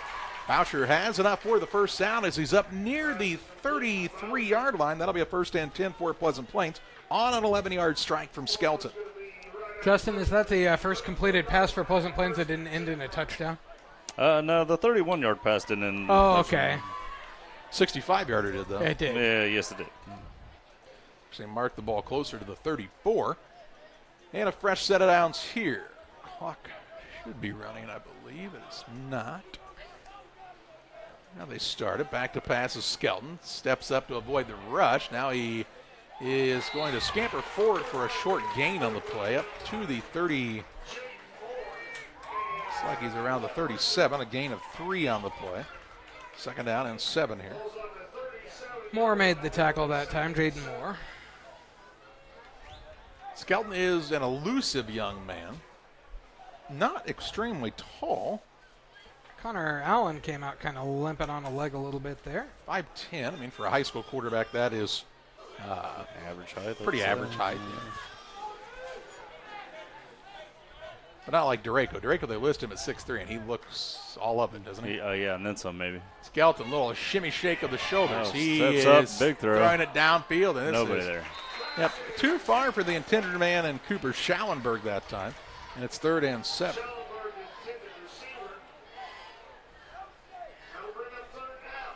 And that stops the clock with 7:01 to play in the first half. And Pittsfield trying to get their first defensive stop of the night. The Pike County Express is your local family-owned newspaper. They've been serving Pike County since 1991. Check them out on a newsstand each Wednesday. It's the Pike County Express. Skelton in the shotgun, rolling out to his right. Looks for his man downfield, and it's picked off. Picked off by Pinnock, but penalty flags are in the backfield. We'll have to see what this is about. Pinnock has the interception, but will it stand? We have a flag near the 42 and a flag near the 34. I have to think the one on the 42 almost has to be a hold. The one in the backfield could be a roughing the passer. He was kind of getting hit right at the end, but I think we're going to see a penalty on both teams, and this is going to offset. Hold against Pleasant Plains and pass interference against Pittsfield. That offsets, and this will be a 3rd and 7. So no interception, no takeaway for the Pittsfield defense. And just a replay the down. It's like a do-over. Yeah, and you say, okay, go do that again then. Right? Yeah. So a 3rd down and 7 yards to go here with 6:55 to play in this first half. Skelton has over 1,000 yards total yards this year between passing and rushing. Yeah, he's a dynamic player, that's for sure. Trips right as he puts a man in motion. So he wants to roll out to the right. Now instead, the Saukeys will jump off sides, the man right over the top of the ball. And instead of a 3rd and 7, now it's going to be a 3rd and 2. That was the young sophomore in Perry that got a little excited that time. Now the Saukeys will have wholesale changes defensively. 4 new men come in. Look like new safeties and a couple new defensive linemen. 3rd down and 2. Let's see if Skelton this wants to take off here on the designed run. He's in the shotgun once again. Tries the hard count. He says, hey, it worked a minute ago. Why not? 7 seconds on the play clock. Takes a snap. He's going to try to throw the quick hitter to the right-hand side. Has it in Duraco, and Duraco has enough as he stretches to the 50-yard line. A pickup of 13 yards and a 1st and 10. I'm not so sure they couldn't do that 100 times in a row, Charlie. Well, 13 and 2, and we're giving them a 15-yard cushion. Yes. Skelton again back to pass, looking to his left, a little underthrown, but coming back to play the ball is Charlie Severino. Breaks a tackle along the sideline, trying to cut back, gain more here, and he might go for a touchdown. Beats a man, but they're going to say steps out of bounds. Charlie Severino showing off his elusiveness. Where did he go out of bounds? Inside the 30, down near the 29-yard line, a pickup of 21 yards, and a 1st and 10 for Pleasant Plains. That was nearly a touchdown for the Cardinals. 6 minutes, 34 seconds to play. Look at this. Severino looks like he's going to run out of bounds, and he says, I'll just stay in here. Breaks a tackle, got a little block in. Man, he was almost gone for a score. He got in a big pack over there, Charlie, and I couldn't find him for a moment. 1st and 10 from the Pittsfield 29. Skelton again back to pass. Clean pocket here. Now he is rushed out. Running to his right. He might just try to tuck this one and go. At the 25, pushed out of bounds near the 20-yard line. And let's see where they mark him here. It looks like inside the 20, more like the 19, call it the 18, a gain of 11 on a 1st down. That'll move the chains once again. Not bad for an improvised run, right? I think Skelton has probably got the green light to take off about any time he wants. He makes some good decisions. He's not a guy that's looking necessarily to run first. Is he a 3 or 4 year starter? Well, he played some as a sophomore as well. As his freshman year, he got hurt. I think he was intended to be the starting quarterback, but he was injured. He is back to pass. Design quarterback run right up the gut. Breaks one tackle, breaks another. Still on his feet and just slung around by his face mask. Gets down to the 9, and there's flags everywhere. His helmet came flying off there. That'll be a 9-yard pickup, and then we'll see half the distance to the goal as they nearly ripped they did rip his helmet off. And as silly as this is, he actually has to come out of the game now because his helmet came off unless they call timeout. Personal foul face mask. That'll put the ball just inside the 5, it looks like here. Depending on where they walk it off from. They're going to walk it from the 10, so they'll put it right at the 5. So 1st and goal from the 5-yard line. 6:19 to play in the half. Skelton is still out there at the quarterback spot. Well, if it's a face what do I mask, know about the rules? They'll hand it off along the right-hand side. Running back is Colton Boone. He is tackled short of the goal line near the 2. Gain of 3 on the play. That'll bring up a 2nd and goal here. Now on the first man in on the stop for Pittsfield. I mean, Jaron White's helmet just came off. Does he have to come off now? He doesn't, I guess. He got to stay out there too, so. And he was involved in the tackle that time. You just can't go after it. Yeah. Skelton in the shotgun. He'll hand it off to Boone again. Boone right up the middle. He's close to the goal line, and in fact, he's in. Boone with a touchdown run. Puts the Cardinals back on top. 5 minutes, 40 seconds to play in this first half. That is Colton Boone, the 5'10", 160-pound junior at the running back spot. 20-14 Pleasant Plains on the PCRE Real Estate and Auction scoreboard. Took a little longer that time, but they got the same result. Yeah, Pittsfield had a couple of times that they had gotten the Cardinals into 3rd down, but credit Skelton for leading this team through a couple of tougher situations. Of course, that penalty on 3rd and 7 really helped as well. Here's Dent on for the extra point attempt. Had the pick that didn't happen, too. True. A little bit of a low hold this time, but the man got it down, and the kick is up, and the kick is good. Pleasant Plains right back on top. 5 minutes, 40 seconds to play in the first half as the Cardinals lead the Saukeys 21-14. Timely application of crop nutrients based on soil test results and the individual yield goals is the focus of the agronomy team at Logan Agri-Service, Inc. Logan Ag delivers anhydrous ammonia, dry fertilizer, UAN, liquid starter, and our lineup of Logan Agri-Yield micronutrients direct from us to your field. Striving to get the right fertilizer products at the right place in the right field at the right time, that's Logan Agri-Service. For fertilizer and application services, call 1-800-LOGAN-AG or visit us online at loganag.com. Logan Agri-Service, serving agriculture since 1962. Jersey's World! Jersey's World! Party time! Excellent! Party on, James! Party on, Todd! Jersey's Bar and Grill in Camp Point, where you can find the best burgers, sandwiches, and steaks, all locally sourced from GJY Beef Company. We love beer! We love beer! Ice cold draft beer. Enjoy one of our many craft selections on the patio. All at Jersey's Bar and Grill, 109 East Jefferson, Camp Point, Illinois. 5 minutes, 40 seconds to play in the half. Pleasant Plains 21, Pittsfield 14 on the PCRE Real Estate and Auction scoreboard. PCRERealestate.com to see the latest local listings. Here's Dent on a little kick. That'll be picked up off the ground by Carter Frazier. Frazier looking for a runner, and he's got one man to beat now. It has to beat the kicker. Dent will slow him down just enough, but a return all the way to the Pleasant Plains 41-yard line sets Pittsfield up in good field position now. Junior Carter Frazier with another a big dynamic return. player there. Pittsfield's got some talent. I mean, it's not a lack of talent that has been the problem for the Sockeye, just the lack of putting it all together. Call it start on the 41. Yeah, in some sort of an organized manner. First and 10 from the 41-yard line of Pleasant Plains. 5:33 to play in the half. Petty will be under center. Davidsmeyer and I believe that's Edwards deep in the backfield.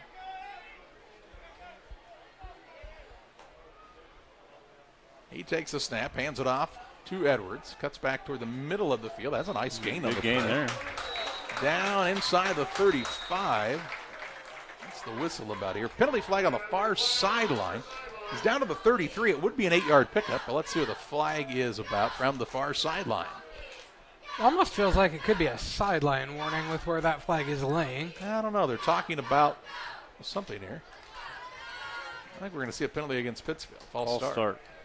Why did it not get called from the very beginning then? I think he did. I don't think the Sockies had everybody set. I don't know. So instead of the 8-yard pickup, it's a 5-yard penalty and moves things back to the 46-yard line. That's a fifth penalty for 30 yards against the Sockies.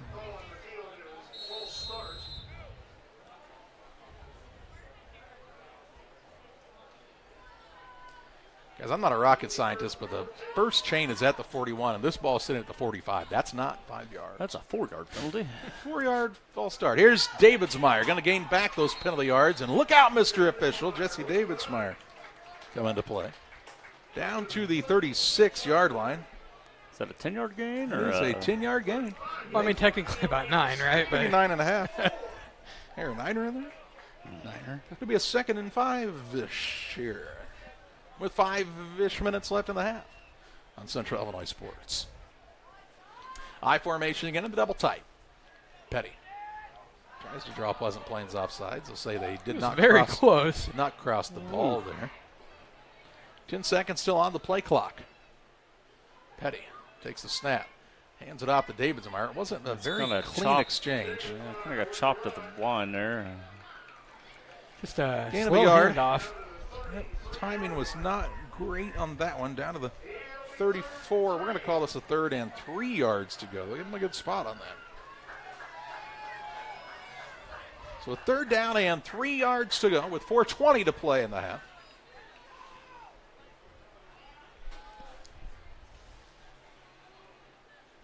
Petty under center. Takes the snap. Hands to the deep back in Edwards. Ducks behind the defenders. He's blockers, I should say. He's got the first down. All the way to the 25-yard line. A pickup of 9 and another Pittsfield first down. Edwards did a good job that time of being a patient runner and stayed behind his blockers and just kept going. I was afraid he didn't have the ball very well when he first got it, but he must have got it Foster comes in there. As Davidsmeyer comes out now. So you'll see Edwards and Foster both on the field for the first time tonight. I assume that means Edwards lines up more at the fullback spot. Looks like it. He's a big dynamic fullback there. He does pack a little punch to him. He's not very big. They'll give it to Foster. Trying to get outside, hits the hole hard. Yeah. What the heck? Why is that whistle so early? I was going to say, why did the whistle happen so quickly? Flag toward the end of the play. Ball is near the 18, a 7-yard pickup, and they're going to call hold against the Sockies. But why did we blow the whistle so early for this hold, though? Yeah, I don't know. I mean, there was a whistle literally within a few seconds, or not even that, of getting the ball. So that'll move it back to the 35. It's a 10-yard penalty. And this is a 1st and 20. So first and 20 from the 35. Take away those rushing yards for Davidsmeyer. 3:20 to play in the half. These penalties are hurting Pittsfield here. I formation. Petty under center. Takes the snap. He hands it off to the deep back. That's Foster. He's drugged down from behind. After a short gain here. Near the 32-yard line. 3-yard pickup. 2nd and 17. Pittsfield might have to think about going to the air a little more here, and they will bring the spread look back onto the field. Single receiver out wide to the right-hand side is Taylor Graham. Trips to this side, it's Frazier, Archer, and Helms. You can run. You can pass out of that double tight set. I mean, yeah, a little tight end dump. Petty is back to pass. Has time. Rushing around. Now a holding is going to be called. Yeah. They hit Archer on a big play. He might go for a touchdown, and he will, and it's going to get called back because of this holding penalty.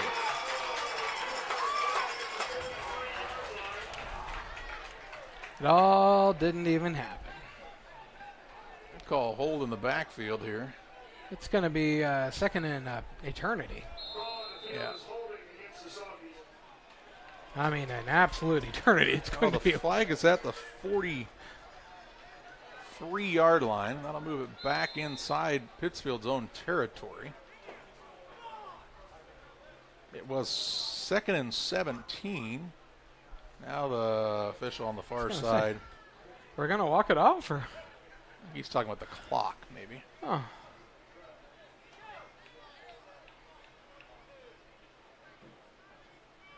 Put some time back on the clock, I believe, here. Gotta walk the penalty off. I was going to say, guys, are we going to walk the penalty off, or what are we doing? Haven't yet. We're going to leave it right there? I mean, it's still kind of an eternity, but it should technically go 10 yards further back than that. They're going to go from there, okay. They walked it off from the line of scrimmage, so that's to the 41. It's a 10-yard penalty, but that's a spot foul. Wow. Okay. Lucky for the Sockies. It's 2nd and 32. Petty is back to pass. Has time. Looking.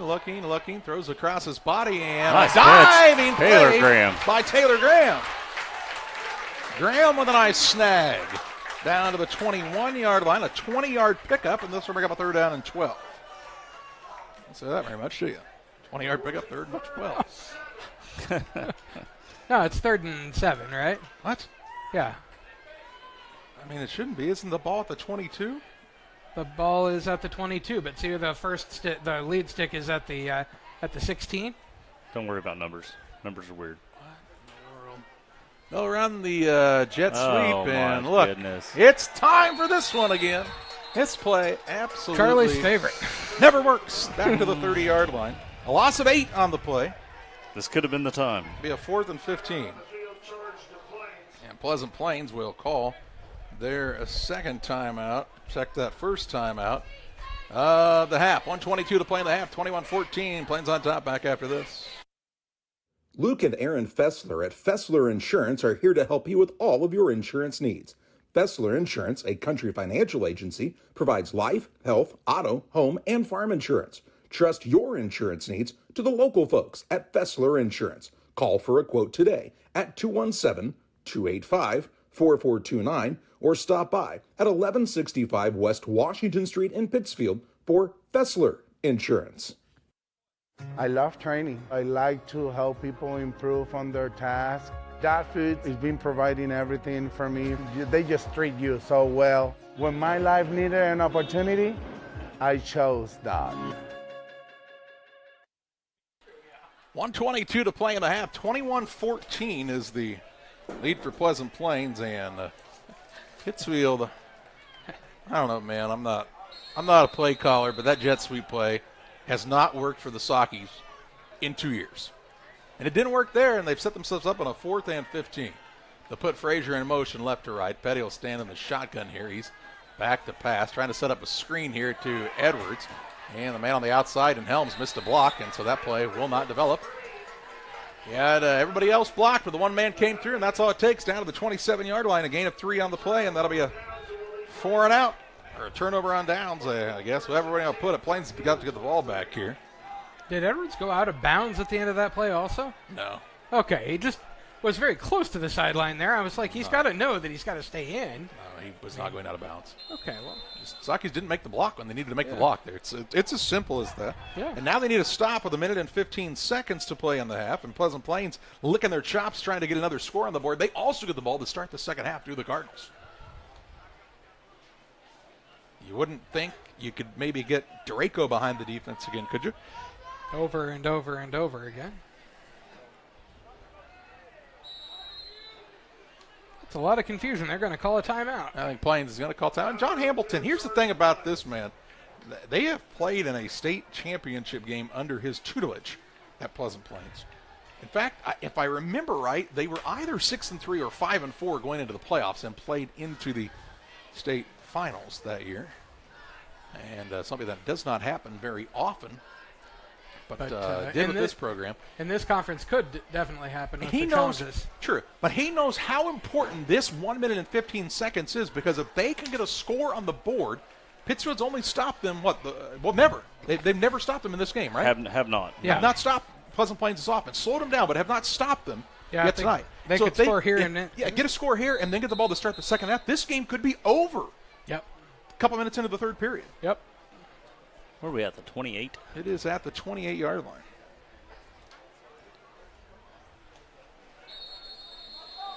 Trips right. Single receiver out to the left-hand side. Skelton is in the shotgun. He's back to pass. He takes a big hit, underthrown here. I mean, he got smoked as he released that ball by Connor Allen. Got knocked out of his shoes that time. Incomplete pass will bring up a 2nd down and 10. I think Severino was the intended receiver that time.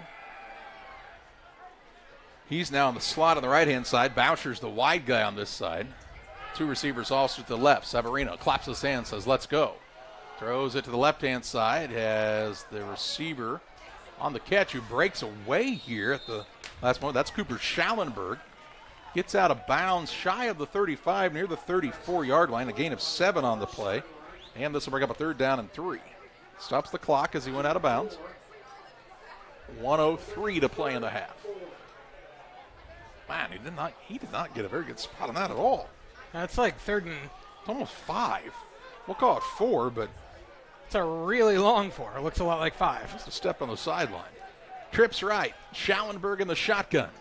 Or Schallenberg. How about Skelton in the shotgun? He looks to the left-hand side, looking for Schallenberg. It was foreshadowing there, and it's an incomplete pass. And now if you're Pleasant Plains, you've got a punt. And the thing about Pleasant Plains is Skelton is the punter. Yeah, so you never know. Never know if it could be a fake. Punt return, and Pittsfield runs a lot of new men on for this play. An entire team. Yeah. I think they only have 10. Maybe. Let's count it again. 1, 2, 3, 4, 5, 6, 7, 8, 9, 10. 1, 2, 3, 4, 5, 6, 7, 8, 9, 10. There's the 11th. Yeah. Skelton will put his foot in this one. Man, what a punt. Graham is going to take it on the run near the 35-yard line. Cuts outside at the 40. Switches the hand to the other side and is taken down on another nice open field tackle, this time by Michael Carter. Up to the 43-yard line, but Graham did the biggest thing we've been saying you got to do forever. You got to catch the ball. Catch the ball in the air, and he did. You know, when you're a sophomore and you're getting a chance to play at the varsity level, he's really hungry out there, you can tell, and has played well. He had a nice catch earlier. And another kid that's got pretty good speed. If he could break out in the open. They could try him on that jet sweep. 2 receivers wide to the right, 2 to the left-hand side. Petty on the shotgun here on a 1st and 10. Fake the handoff, pass it out to the right. That's to Archer. Good block out there this time by Graham, wearing the number 21 tonight is Graham. Didn't quite get out of bounds. Out to the 48, a gain of 5 on the play. Brings up a 2nd down and 5. Pittsfield's going to wish they had those timeouts back that they had to use early in this game. He fought hard to get out of bounds, just couldn't quite get there. 2nd and 5, 35 seconds, clock ticking down, just shy of midfield. They'll hand it off to Edwards, running to the left-hand side. Drugged down here to the 48-yard line. Pick up a 4 yards, and it's going to be a 3rd and 1. They have 1 timeout left, right? They do. Yep. They're going to save it here. 19 seconds left. A lot of time coming out the clock. Petty on the shotgun. Back to pass, looking for Carter Frazier. Has the 1st down. Fights his way down to the 41-yard line. A gain of 7 on the play. It'll be a 1st and 10. And now Pittsfield will call their final timeout of the half. With 12.3 seconds to play in the first half. The Sakis are out of timeouts. They'll mark Frazier at the 42-yard line, it appears, and it gives us an opportunity to tell you about Waters Concrete. Tim Waters offers quality concrete. Oh, wait, we had a flag there. What? Oh. Oh, must have been an extremely late flag. That was way over there. They called it a false start again. That guy has been calling false starts very late all night long. My goodness. So it negates the pass play. And if I were Zach Ferguson, I'd say, well, if you would have called it then I wouldn't have called the timeout, sir. Well, he would have, because he wanted to stop the clock. So here it is, 3rd down and 6 now with the false start penalty. This is going to be like a double timeout, I guess. What are we doing here? Well, now they just give him the timeout. Oh, okay, because they walked the penalty yards up. That gives us an opportunity to tell you about Waters Concrete. Tim Waters offers quality concrete for your new build. Driveways, decorative patios, sidewalks, anything with concrete. It's Waters Concrete, ready to do solid work for you. Call 309-252-1052. Pittsfield's out of timeouts. Plains has 1 left. So if you're the Sakis, you could just keep it on the ground here and run the majority of this 12 seconds off the clock. It's going to be, what, about 3rd and 5? I call it 3rd and 6. Yeah. And I have the microphone. So you listen to every word I have to say. You have one. I have one. Justin has one. Yeah, just put it on the teleprompter. You read whatever you put Charlie, on the a score update. Calhoun 42, Carrollton 0. Wow. Not sure how far into that game, but Carrollton's undefeated. Here's Petty rolling out to his left. Looks downfield. It hits McKelvey Moore in the hands and goes to the ground. That stops the clock. And with 8 seconds left, Pittsfield will punt here, I would assume. That would be a good choice. They will. I would punt. Yeah, we're going for it. Yeah, you don't punt it. You want, you don't want to turn the ball over on downs here with like 4 seconds left. That's a bad idea. There's a punt. Could see that fake here though. Yeah. Ran it once. Cook stands near his own 35-yard line. Tucker Cook can throw. You just don't want to throw an interception here. Probably just smarter to kick it away. I'd kick it. He will Good kick idea. it away. Good punt. Good. It's a spiral punt. Danny Skelton is back, and he will pick it up around the 12-yard line. There's a penalty flag, and Skelton will be taken out of bounds by Jaden Moore. Penalty flag, it's going to be against Pleasant Plains, so this half is going to be over. And we are going to head into halftime with Pleasant Plains leading 21-14. It's the Little Jess Motors halftime show. It's an illegal block against Plains, says Darrell Uppington. He waves his hands in the air like he just don't care and says, halftime. Little Jess Motors halftime show. 21-14, Plains on top, halftime stats and more your way after this. There's a road that makes all the difference between the good and the great. A road less traveled for the few who can handle the grind. One of hard work, dedication, integrity, and leadership, with a respect for heritage and tradition and a willingness to adapt. At Little Jess, we travel that road every day because we believe in that difference. And we dare our competition to try and keep up. Little Jess, serving the tri-state area since 1969.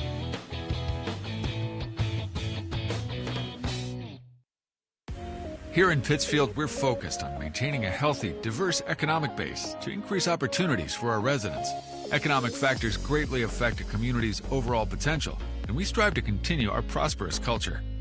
The availability of both commercial and industrial employment centers and new lucrative entrepreneurship opportunities are major assets for growth and development here in Pittsfield. In addition to providing employment and income to people, Pittsfield also boasts several tax incentive districts to further facilitate economic growth. Examples of growth and success can be seen throughout Pittsfield. Pittsfield is located within Pike County and widely known for the abundance of white-tailed deer, and is also home to companies that have capitalized from the region's natural resources. Located over on Madison Street, Whitetail Properties is a major local and international employer that truly embodies the local and economic spirit of Pittsfield. State-of-the-art communications and telecommuting are available here. Be sure to catch their televised series throughout the week on the Sportsman Channel. Come grow and be a part of something great in Pittsfield, Illinois. Once or twice a year, I might get the cold or a flu, and my wife calls it the man flu. So you know what that is. Yeah. What do I love about our team? We have a good chemistry. We all work together. I mean, come on. I've got the best job in the world. Sometimes they say, oh, I like to do handstands. Yeah, I taught Brian how to do the handstand. That's all right. And every day, I mean, it's a fun day. Yeah, it definitely makes me proud to be here. Golf course has been around since 1957. When we looked at doing the deck outside, we looked at a lot of different options, but everything led back to Pike County Lumber. We looked at quality, price, and service. We wound up going with Tamco, composite decking. Pike County Lumber was great to work with.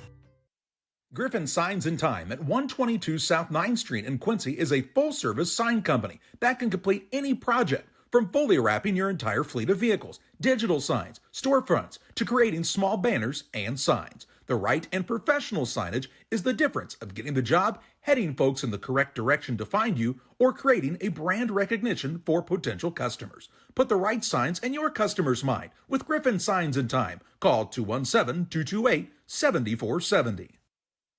Welcome back on the Little Jess Motors halftime show. At halftime, it is a 21-14 lead for the Pleasant Plains Cardinals on top of the Pittsfield Sockies. Little Jess Chrysler, Dodge, Jeep, and Ram in Quincy, Illinois, the place to go for your next vehicle purchase. Their staff is committed to making the car buying process simple and making sure each customer's needs are satisfied. Learn more at littlejessmotor.com or stop by and see them, 3431 Main Street in Quincy. Let's take a look at what happened scoring-wise in this first half. 7:32 mark of the first quarter. Danny Skelton on a 3-yard run. Dent, the kick after, was good to make it 7-0. Pittsfield would respond nearly 5 minutes later at the 2:53 mark. An 18-yard run by Lane Foster. The kick by Cook was good, and this game was tied at 7. Pleasant Plains would retake the lead just 14 seconds later, the 2:39 mark of the first quarter. A 65-yard pass from Danny Skelton to Carter Dureco. Dent's kick was good, and it was 14-7 Pleasant Plains. Then with 8:39 to play in the second, Jesse Davidsmeyer, the 3-yard touchdown run. The kick by Cook was good to make it 14-all. The Cardinals would score last at the 5:41 mark of the second quarter as Colton Boone took it in from 2 yards out. Dent capitalized on the extra point, and that's how we arrived at this 21-14 halftime score. It's Pleasant Plains 21, Pittsfield 14. Justin has a look at the rest of your halftime stats on the Little Jess Motors halftime show next. Are you short on time or budget, but your family is hungry? It's time for the Maya Authentic Mexican Restaurant in Pittsfield. Try the Maya Special, a crowd favorite. Delicious grilled fajitas, steaks, nachos Mexicano, salads in a tortilla bowl, the tastiest salsa and cheese sauce around, and the fastest service anywhere. You can afford it. It's the Maya Mexican Restaurant on Washington Street. Call ahead with your order and you can pick it up in the drive-thru, 217-285-4526. The Maya Restaurant in Pittsfield. Since 1921, Farmers State Bank of Camp Point has been a vital part of our community's history. We are proud of our growth, our community leadership, and our success, which is only possible because of all those who shared this journey with us. We are grateful to the generations of loyal customers, families, businesses, employees, officers, and directors who have shaped not only our story, but our entire communities. Thank you. We look forward to serving you and your future generations for the next 100 years. Farmers State Bank and Camp Point. Together, we are a strong, united. For nearly 40 years, the Niebuhr Funeral Home has been serving our area with professionalism and compassion. This is our business, our hometown. You can be assured we take great personal pride in serving your family in your time of loss. We're locally owned. We're your friends and neighbors. We care about you and your family. Niebuhr Funeral Home, with locations in Pittsfield and Barry, serving our community with compassion and respect.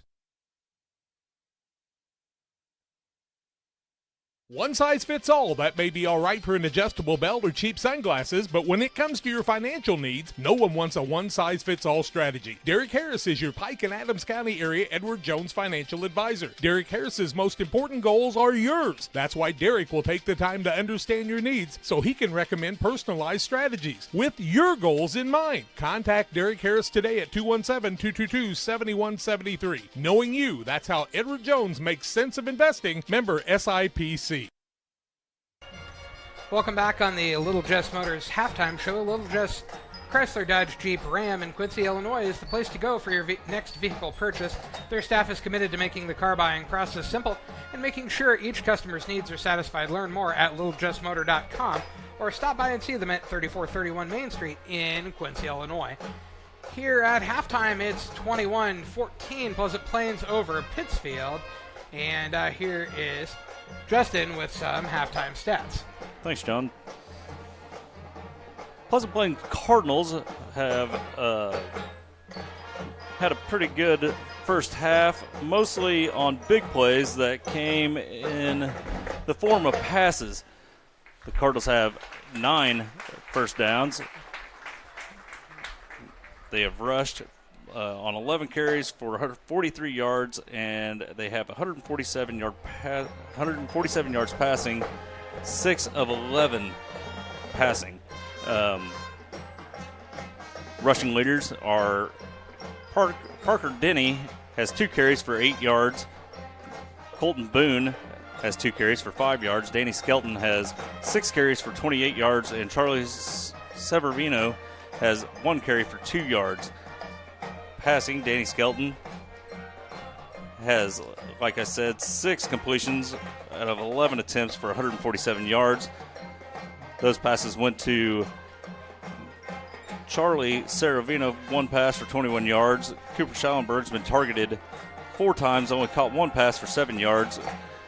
Carter Duranko, the recipient of those big passes, has been targeted 5 times, 3 catches for 109 yards, and Luke Bosher has been targeted once with 1 catch for 11 yards. They have been penalized 4 times for 23 yards. Your Pittsfield Sockies have back and forth with these Pleasant Plains Cardinals tonight. They have really moved the ball well, getting 14 first downs. They've had 27 carries for 145 yards. And Javen Petty is 6 for 6 with 46 yards.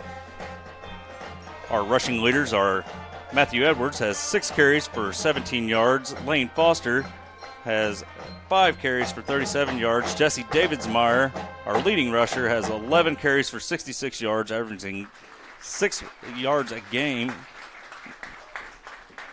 And Javen Petty has 2 carries for 7 yards. Tucker Cook has 2 carries for 26 yards. And Carter Frazier on the wonderful jet sweep lost 8 yards. Javen Petty, like I said, 6 for 6, 46 yards. His targets are Connor Allen's 1 target for 9 yards. Matthew Edwards 1 target for 3 yards. Taylor Graham 2 targets for 25 yards. And Luke Archer 2 targets for 9 yards. Saki's been penalized 8 times for 55 yards. As the band leaves the field, I'll send it back to you, John. They agreed to yield. They are yielding the field. That was nice of them. And it's 21-0 here on the Little Jess Motors halftime show. Pleasant Plains over Pittsfield, but Pittsfield with some positive offense, more than we've seen for most of the season, and that's good to see. And we'll hope for more of that in the second half. We'll be back after this timeout. Like a good neighbor, State Farm is there. You've heard that phrase many times. And Rod Prentice in Pittsfield, your State Farm agent, is the guy you can count on to be your friend and neighbor in the insurance business. He has a complete line of insurance available for you from State Farm Insurance. You can reach him at 217-285-6930. Our family trusts Rod Prentice with all of our insurance needs. Stop by their office on Washington Street and see the girls. And Rod Prentice, your State Farm agent, 217-285-6930. Jersey's World! Jersey's World! Party time! Excellent! Party on, James! Party on, Todd! Jersey's Bar and Grill in Camp Point, where you can find the best burgers, sandwiches, and steaks, all locally sourced from GJY Beef Company. We love beer! We love beer! Ice cold draft beer. Enjoy one of our many craft selections on the patio. All at Jersey's Bar and Grill, 109 East Jefferson, Camp Point, Illinois. Chris Nichols, managing broker and owner of PCRE Real Estate and Auction, has over 15 years of experience, specializing in selling hunting and recreational properties and farmland. Chris prides himself on combining buyers and sellers, both local and from around the country, to help both parties achieve their land investment goals. Chris takes the time to walk clients through the process of selling their property from start to finish, making the experience feel seamless and enjoyable.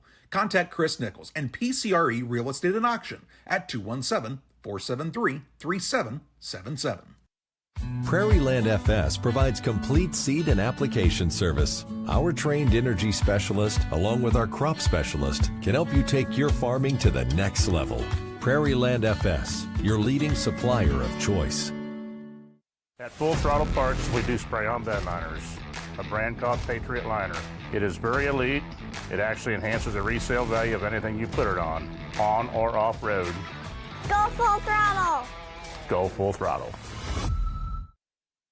The Farmers National Bank of Griggsville, with locations in Griggsville, Mount Sterling, and Pittsfield. Maybe you ask, why choose Farmers National Bank of Griggsville? The answer is simple. Local people, local decisions, and local commitment with local investments. We have many products and services to meet your needs. We invite you to find out more about us. Go to fmbgriggsville.com and explore all the services we offer. Visit any of our 3 friendly locations in Mount Sterling, Griggsville, and Pittsfield today. The Farmers National Bank of Griggsville, local people helping local people, member FDIC.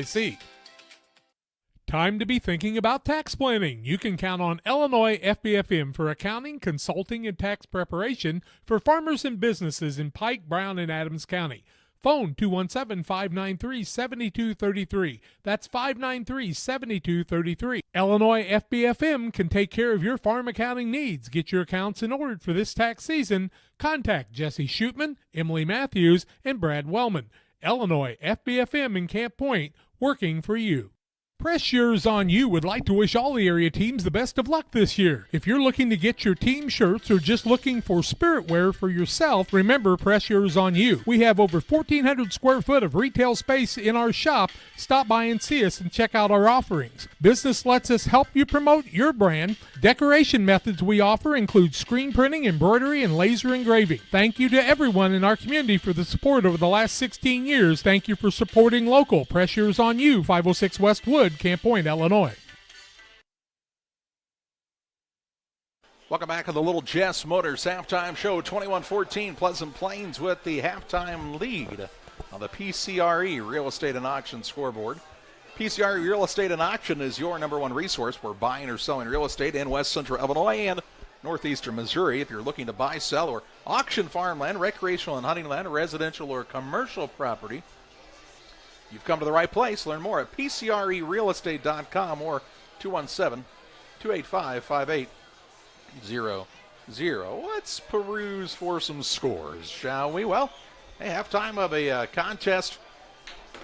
It's Morel Forsyth 21, Stanford Olympia 12. Stanford Olympia was a team that we were pretty impressed with, and I just kind of like their attitude, how they've come into this conference. You know, they know it's a tough conference, and they've come in and competed well, and they're playing the best team in the conference tonight with a game that's definitely within striking distance at halftime. The whole conference really interesting if they could pull out a win there. That's what we said in pregame. If they figured out a way to win that contest, you could have a lot of teams all bottlenecked up there at the top and make some more parity than we've seen in a while in the Sangamo Conference. Quincy High leads Galesburg 35-5 with 9:49 to play in the second quarter, so they're well on their way to a 6-0 start. I have a hard score to get in football. They've never been 7 touchdowns. Oh, 35. Oh, I'm sorry. What I heard was 35-5? Yeah. Oh, 5 is hard. Okay, 5 is hard to get. 35 is not hard. 5 is field goal on a safety. Yeah, but it's hard to get a safety against a good team. True. Halftime, Lincoln leads Jacksonville 28-14. Lincoln is trying to become playoff eligible for the first time since 1984. Wow, that is a drought. There was a book written, I believe, about that year. What was that book called, John? 1985, maybe? It's right on the tip of my tongue. I think this song was on an album by the same name. Well, there you go. 1984, I believe, was the name of that book, as the guys in the truck let us know. Metamora leads Pekin at halftime 12-0. Greenfield on top of West Central. John, you had an update on that score, actually.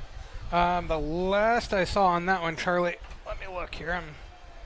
It was 20-0 in the second quarter. Also, Calhoun over Carrollton, 48-0 at half. That is an undefeated Carrollton team.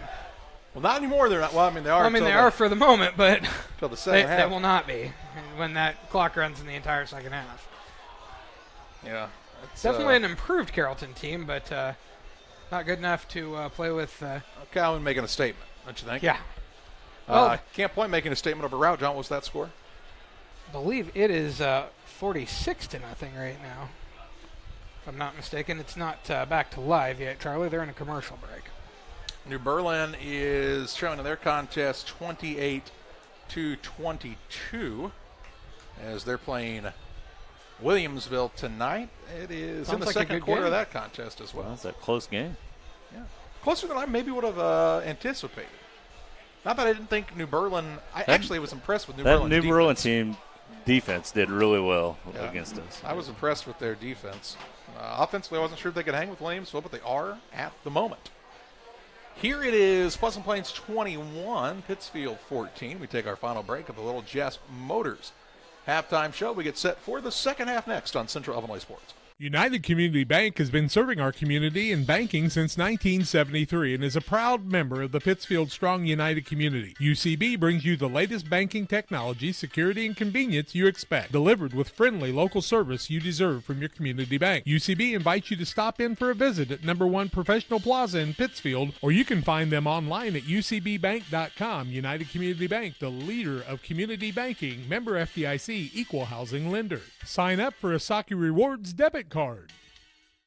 Best Systems Insulators offer insulation for homes and commercial buildings throughout Central Illinois and the surrounding areas. We take great care to ensure that the insulation products we use are the best fit for our clients and their project. We understand that different buildings have different needs and that each of our clients has a unique set of goals. Let us work with you to find the best solution for your next project. Call Best Systems Insulators at 217-285-6005. That's 285-6005. Or visit them online at GoBestSystems.com.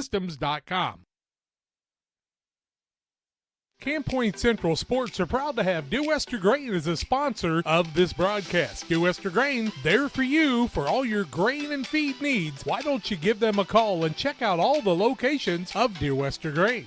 With locations in Golden, Paloma, Mount Sterling, Clayton, La Prairie, Liberty, Industry, Carthage, and Blandonsville. For more information, call Dear Wester Grain Services 696-4461. That's 696-4461, or on the web at dearwestergrain.com.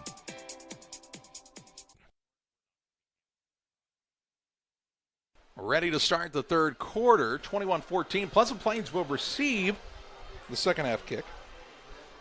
Pittsfield won the toss to start the game and took the ball. No reason to see anything but Cook kicking the ball deep, but you might want to try to keep it away from Danny Skelton if he's back there, and he's not at the moment. We see Isaiah Babington back there along with, is that Colton Boone? That's the kicker, yeah. Nope, okay, that'd be Dent then. And it's going to be taken by one of the up men at around the 20-yard line. This is Moore, and Moore is taken down after a short return. Up at the 30, and that's where the Cardinals will take over 1st and 10.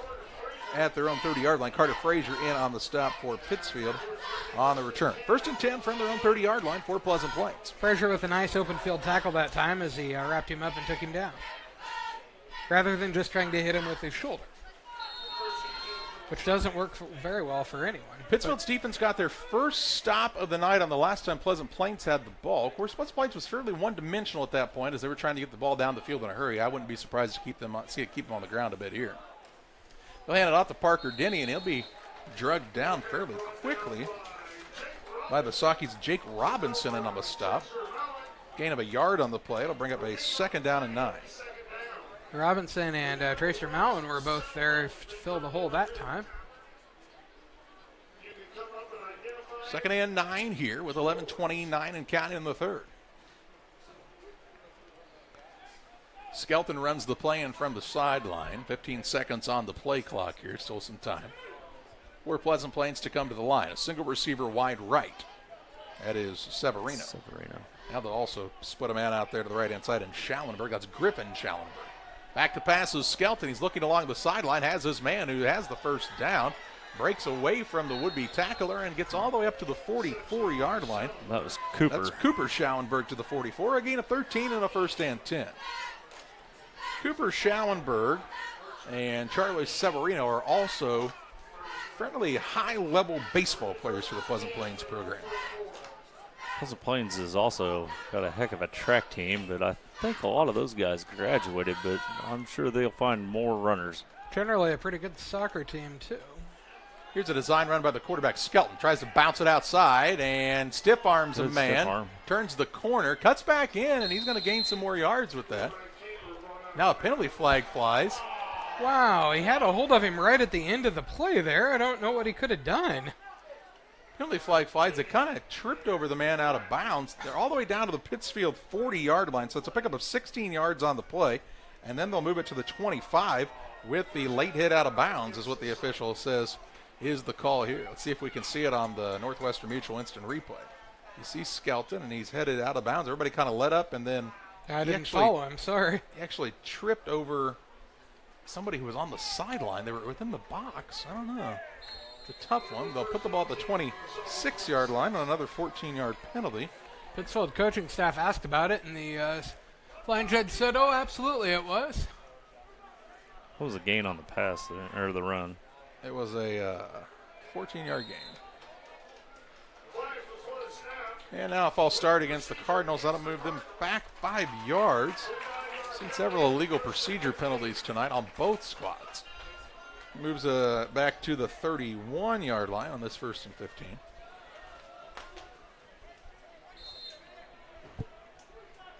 Ten minutes, 30 seconds to play in the third. Pleasant Plains in Pittsfield territory on this 1st and 10. They'll send Charlie Severino out to the right-hand side. He's the inside receiver in this bunch set. Dureko's also out there, as is Luke Bauscher. Put a man in motion, looking for the one-on-one action along the left-hand side. Man is broken behind the defender. He dives. Dropped it. Unable to make the catch. It hit him in stride there. He just needed that was Schallenberg over there. A little further to reach out, and he'd have probably had it. It was about a step behind that pass. It was 2nd and 15. Valiant attempt. Graham now comes off on the defensive side. Who came in for him here? On the far side of the field, that's Ferguson. Quarterback in the shotgun on the 2nd and 15. Design quarterback run. Spins away from a tackler, breaks another. Still on his feet, dragging a man down with him. Still fights away. And man, look at Skelton run. He just kept fighting and fighting and fighting all the way inside the 5 to the 2. That's a 29-yard pickup and one of the toughest runs you're going to see by a quarterback at any level. He spun and he spun and he spun and he just kept spinning off of guys. I mean, just watch this by Danny Skelton. How many tackles does he break? Let's count them here. 1, 2, 3. That man's still hanging on to him. 4, 5, 6. He broke 6 tackles on that run alone. And he sets up the Cardinals for a 1st and goal from the 3. Takes the snap, keeps it himself, trying to get in behind the defense on the right side. He'll be stopped at the 1. So it'll be a 2nd and goal from the 1-yard line. It's a very short one, too, as the man over here is basically standing on the line. Yep, really, if Skelton would just set up under center here and fall forward, he'd have the touchdown. And he's going to be in the shotgun. Shows what you know. Heavy set on the right side here. He'll run toward that right side. Ball came loose. He had it. I think he had it bounce back up to him. Yep, come back into his hands, and it's taken down for no gain, no loss. Pittsfield now says they might have a football. Holy cow. The official says they do. Pittsfield says they come up off of that pile with the football, as it did not fortuitously come up into the hands of Danny Skelton, and Pittsfield will take over at their own 1-yard line. Wow, what a change of events there. It'll be well, about as far as you have to go on a drive. 9:23 to play in the third. First and 10 from their own 1. Run a nice little power eye set and take the entire rest of the quarter to Where score. is Jesse Davidsmeyer? Yeah, do not lose yardage. Petty is under center. He hands it off. That is Davidsmeyer, I believe. He takes it out to the 5, gains 4 on the play. Brings up a 2nd down and 6. Justin, is that his shortest game of the night? No. He's had a 2 and a 3. Oh, okay. But like I said, he's averaging 6 yards a carry, so. Not a very good spot there. Is he only got 2 on the spot. 3 maybe. Lane on the 5. Now they'll draw Pleasant Plains offside. That'll help, a little breathing room. So it's going to be more like a 2nd down and 4 by the time they get this thing all sorted out. Well, you think that, but we watched them step off some oddness tonight. Could be a 4-yard. Let's see. It's up to the 8. So it's 2nd and 3. Petty under center, takes the snap, hands it off to the back along the right-hand side. Has the first down, it appears here, as he's up to the 15-yard line. That's Edwards to the 15, and that's enough for a Saki first down on a gain of 6. So now with their back away from their own goal line, and a 1st and 10 for Pittsfield. Give them a few more options. Yes. Although these options they've been running seem to be working. I don't know why you would move away from that. It'll be I formation. Davidsmeyer will be the fullback. The deep back is Matthew Edwards. Luke Archer playing that. Oh, I think they refer to it as a sniffer. I'm not even sure what that means. He's kind of like a tight end. They're going to pitch it outside to Edwards. Gets a block outside. Pleasant Plains does a nice job to close quickly here, though. Whoa. And there's that flag. That was easy. As Josh Quant shoves Connor Allen at the end of the play, and Pittsfield will only gain 2 on the run, but they'll get 15 and get a first down here with the extracurricular activities. Was that Edwards the carrier? It was Edwards on the 2-yard run. And where will this ball set? It'll be at the 32. 1st and 10. 15-yard penalty, correct? Yes. All right. John Hamilton and his staff are not going to be happy about that. No. You don't want to give away big chunks of yardage like that unnecessarily. Allen blocked to the whistle and Well, went to get up and got shoved back down. Quant pulled him down at the end and then shoved him as he got up. Petty is under center with the I formation behind him. Hands to Davidsmeyer along the left-hand side. Breaks a tackle, still on his feet up across the 40-yard line, we'll call it here. Gain of 8. 2nd and 2. He's hitting the hole hard, guys. Yeah, he is. And what you find out, too, is eventually those defensive linemen don't really want to do that anymore. They start to get tired, and you might get a big run from that fullback. Well, he got hit and stopped and just kept him feet pushing for another 2-3 yards. Referee timeout here. As somebody is injured? Or didn't have proper equipment, maybe? They're going to... What is going on here? I haven't seen any lightning, so I don't think it's that. Oh, God. Don't start that. I didn't bring any notes. No one called timeout. What is going on? Both teams. The official called timeout. He said it's mine, and then nothing happened. It's like they were sending one player out for Pleasant Plains. I thought maybe he didn't have a mouth guard or something, which does disqualify you from being able to play. Number 3 checkout, maybe? Oh, it's Schallenberg, number 6. Oh, okay. Yeah, it was number 6, but 2nd and 2 here. He's right here now, though. Yeah, he He said. did not check out. I have no idea what just happened there, to be quite honest with you. Petty's under center. Hands it off to Davidsmeyer. He's got the first down again. Keeps his legs churning up to the 47-yard line. A gain of 4 and another Pittsfield first down. While they reset the chains, we tell you about Real Net and Twine, located just north of Pittsfield, across from the airport, your local headquarters for concrete lawn ornaments, statues, fountains, benches, and much, much more. Stop by and see Rick and Tracy Real at Real Net and Twine or call 217-285-5013. All the whistles there. The box is set. Run the clock. 6:39 and counting in this third period. I formation and the double tight once again. Petty is under center. It's Archer in motion to the left side of the formation. He'll hand it off on that left side. Edwards has a good gain. Breaks a tackle, 40-yard line, maintains his balance, and is taken out of bounds right at the 31. Call it the 30 even. A pickup on the play up 17 yards and another Pittsfield first down. And now starting to pick him up in big chunks is the Saki running attack. His biggest gain of the night. First and 10. The line up front creating some pretty good size holes up there for the Saki running backs. Got that block on the end, and then the man fell down and took out his own player. Gave him an extra boost. Saki's loaded up on the left side here. I formation again. They put Archer in motion left to right.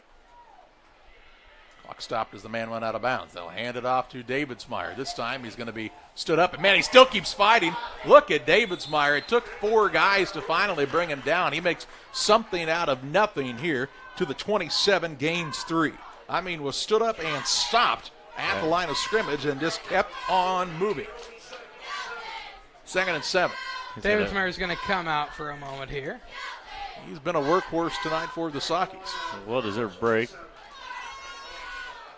Brings Foster in. Let's see if they're on that sweep play here. Not the jet sweep. Don't worry. We don't even have a guy in the slot right now. Petty sets up under center. He'll give it to Foster. Foster on the right-hand side spins. Did one tackle or miss and scampers down to the 21-yard line. A gain of 6 on the play. This will bring up a 3rd down and 1. Foster had a good gain there because of a block from his fullback in Edwards. And because he's very elusive, but had a good block there, too. Might need a fullback back on the field. Edwards came to the sideline. Now he's back out there. As Davidsmeyer was getting a drink on the sideline. 5:15 and counting to the 3rd on the 3rd and 1. Edwards thought it was a one-play trial there at fullback, and he said, nope, it's going to be 2. Saki's the I formation. Petty keeps it himself, has the first down, still on his feet. Now breaks outside, is drugged down, all the way to 10. All the way to the 10-yard line. That's an 11-yard pickup on the play and a 1st and 10 for Javen Petty and this Pittsfield offense. Good run there. Squirted right through the line, got into the second. Let's take a look at it. I want you to watch this right at the end of the play. It's 1st and goal from the 10 here, Charlie. All right. So you want to be an official, huh? Watch what happens to him at the end of the play. He got tackled. Oh boy. He got tackled by Matthew Edwards. Edwards said, sorry about that, fella. He helped him up. 1st and goal from the 10. Started at their own 1-yard line, if you remember. Petty takes the snap, hands it off to Davidsmeyer. This time he is upended right at the line of scrimmage. Ball popped out at the very end, but I'm pretty sure he was down. They were calling him down at the 9. A gain of a yard. It's 2nd and goal from the 9. That was a short yard there even. This is one of those times you've got Connor Allen. Yeah, you can still throw out of this set. You got Connor Allen at that tight end spot, and I think you've got Luke Archer as well. Sneak one of them out in the flats right here and see if you can't get an easy touchdown. See if they go unaccounted for here. 2nd and goal with under 4 minutes to play in the 3rd. I formation, Petty. They're going to need to hurry here now. Move those guys left to right. 5 seconds on the play clock. He takes the snap. Going to pitch it outside. Foster turns the corner, and there he goes. Tremendous block by Davidsmeyer. Busted him free there. Pittsfield drives 99 yards and scores, and they are an extra point away from tying this one up. And if I'm the Sakis, they go for 2. They got the kicker on the field right now. Why not, right? Take a lead. Got the kicker on the field, still go for 2. That guy proved earlier he can run too. Yeah. Just snap it right to him and let him right now. Probably don't want to have him start that far back if you're going to do that. Frazier's the holder. The hold is down. The kick is up. It is low, and it looks like it's no good. told you this should have gone Okay. for 2. As it is, though, 3 minutes, 43 seconds to play in the third. Lane Foster with the second rushing touchdown of the night, aided by a big block out in front by Jesse Davidsmeyer. Pittsfield trails Pleasant Plains 21-20.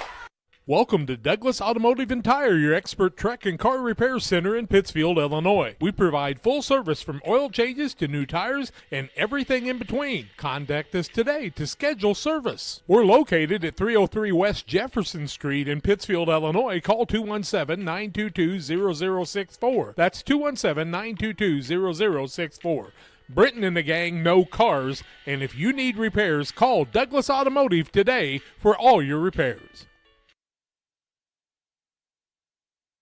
I'm not sure if there's a better checking account around. We will pay the highest checking account interest rate that we have right now. It is a very generous 4.07 APY. As far as ID Secure goes, it gives you protection with credit monitoring. So the peace of mind of that's very nice. 3 minutes, 43 seconds to play in the third. 21-20. Pleasant Plains on top of the PCRE Real Estate and Auction scoreboard. As the extra point attempt was missed, and Plains clings to that 1-point lead. Kickoff here is going to go out of bounds again. And for the second time tonight, there it goes. And Darrell Lippinson just won the Olympics for highest flag toss of the season. Congratulations, Darrell. Highest flag toss that went the shortest distance, because it also only went about 2 yards. It just went about 50 yards in the air. Reminded me of a Joe Womble punt one time. John, you were there. I was there.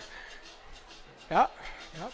So Plains will get it at their 35 with 3 minutes, 43 seconds to play in the third. Pittsfield looked like they were going to go down 2 scores. Plains was all the way down to their 1, fumbled, and the Sockies recovered and then drove the ball 99 yards on what is their most impressive drive of the season. Absolutely.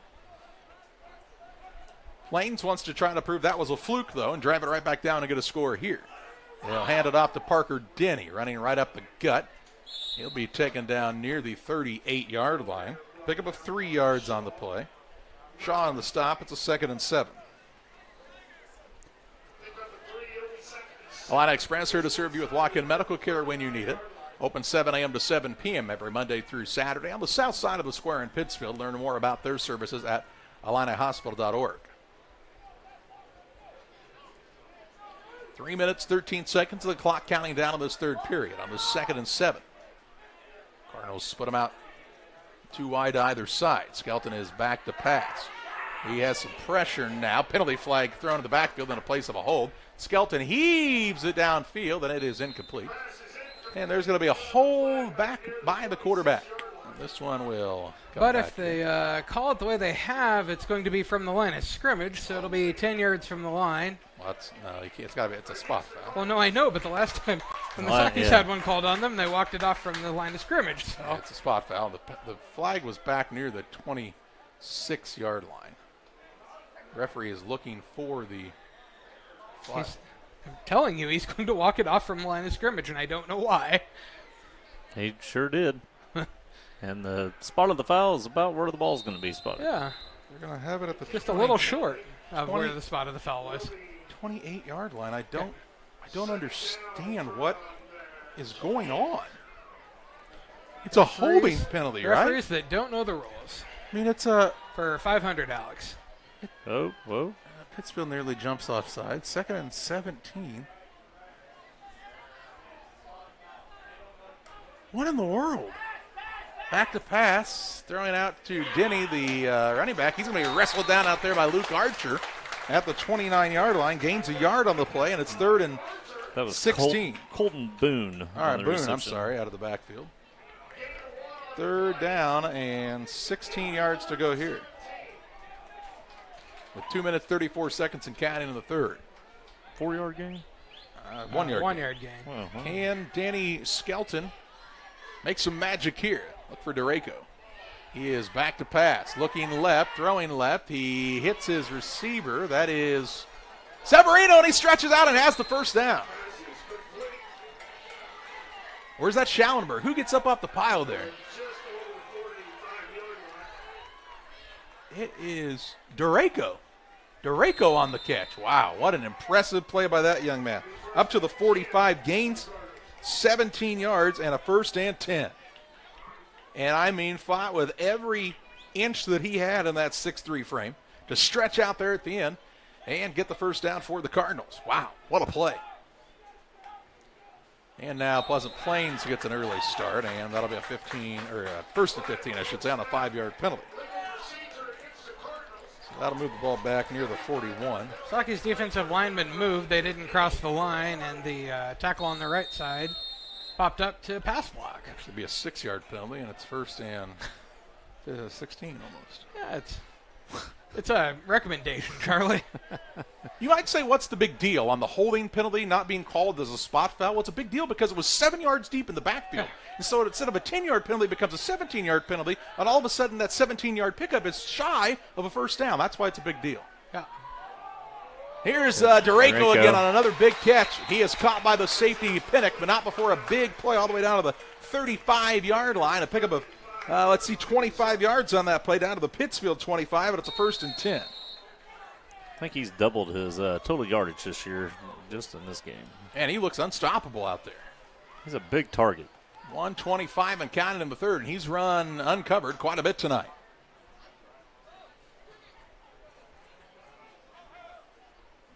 First and 10, Cardinals break the huddle.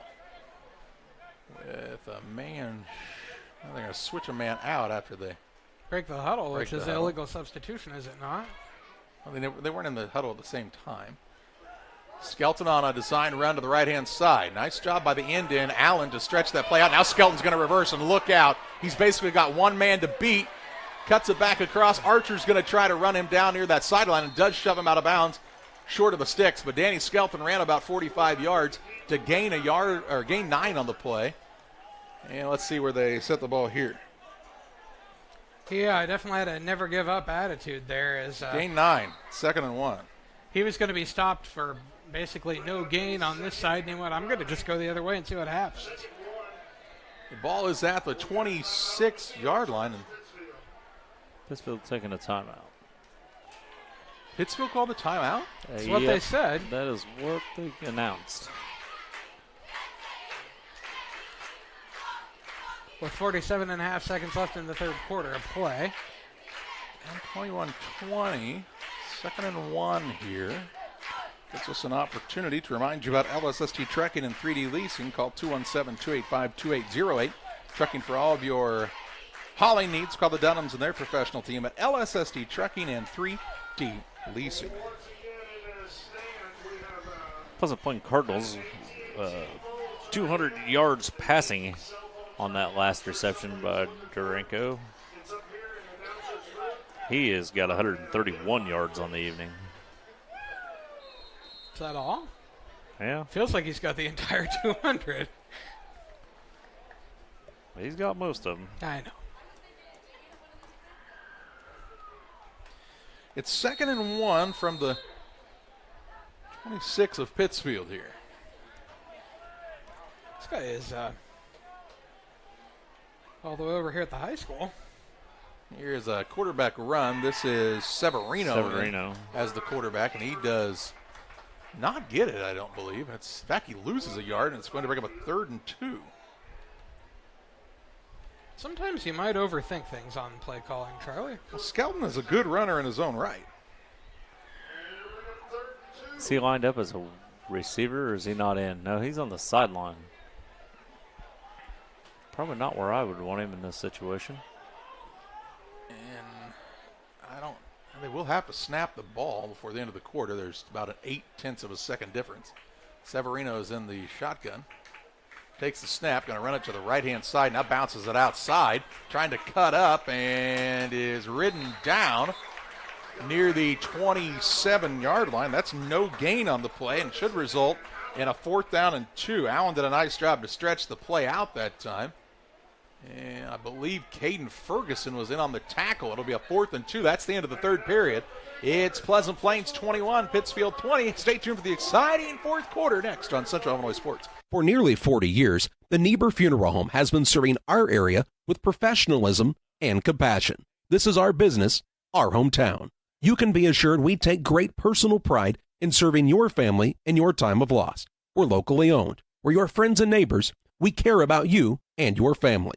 Niebuhr Funeral Home, with locations in Pittsfield and Barry, serving our community with compassion and respect. Cedar Lake Campground has been owned and operated by the Cranberg family for over 50 years. Located off of Highway 24 between Coatesburg and Camp Point, Cedar Lake Campground is a quiet family campground that you're sure to enjoy. With 60 RV spots with water and electric and our 5-acre lake, it's a perfect spot for a weekend spent fishing, spending time with family, and enjoying the great outdoors. Find out more about Cedar Lake Campground on Facebook or call 217-455-4602. Ready to start the fourth quarter. 21-20 Plains on top of Pittsfield on the PCRE Real Estate and Auction scoreboard. PCRErealestate.com.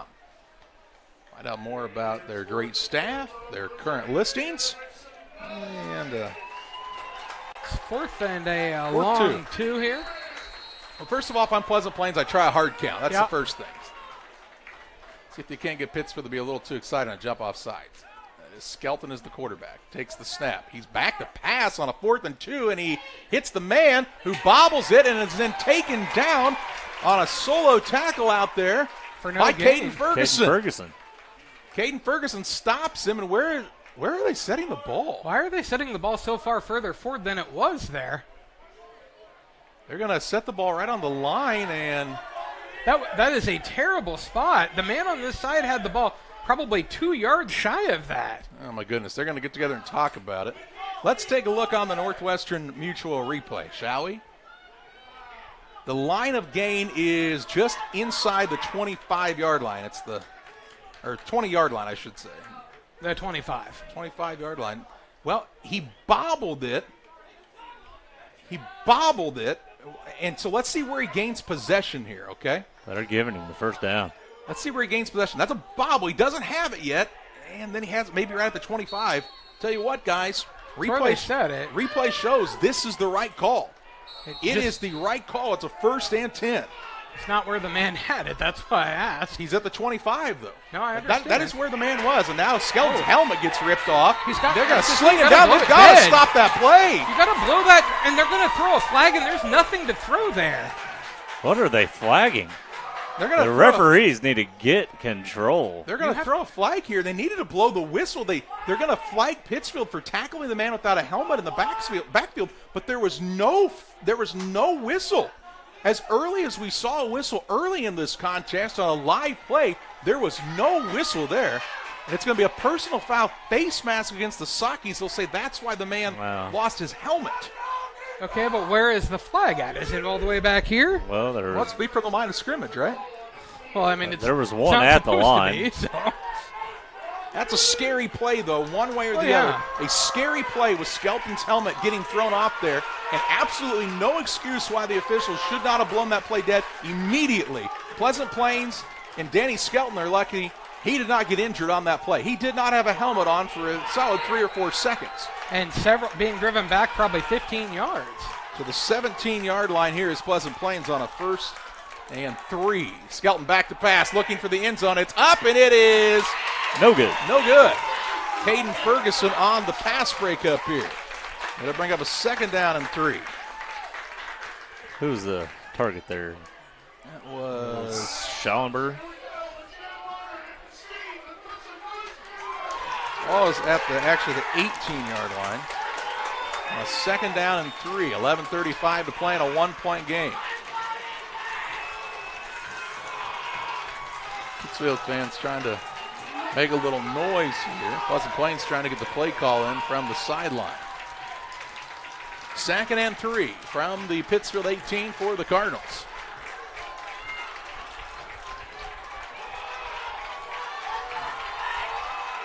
Back to pass. Skelton looking right. Man is wide open in the end zone for a touchdown.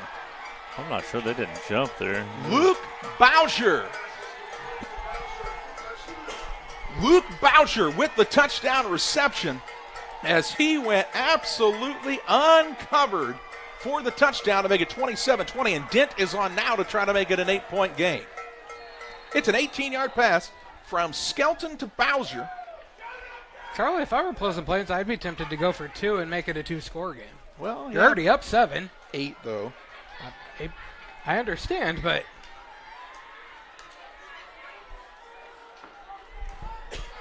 Holman's down, kick is up, and the kick is good. 28-20, Plains on top by 8. 11:30 to play in this one. Back after this on Central Illinois Sports. There's a road that makes all the difference between the good and the great. The road less traveled for the few who can handle the grind. One of hard work, dedication, integrity, and leadership, with a respect for heritage and tradition and a willingness to adapt. At Little Jess, we travel that road every day because we believe in that difference. And we dare our competition to try and keep up. Little Jess, serving the tri-state area since 1969.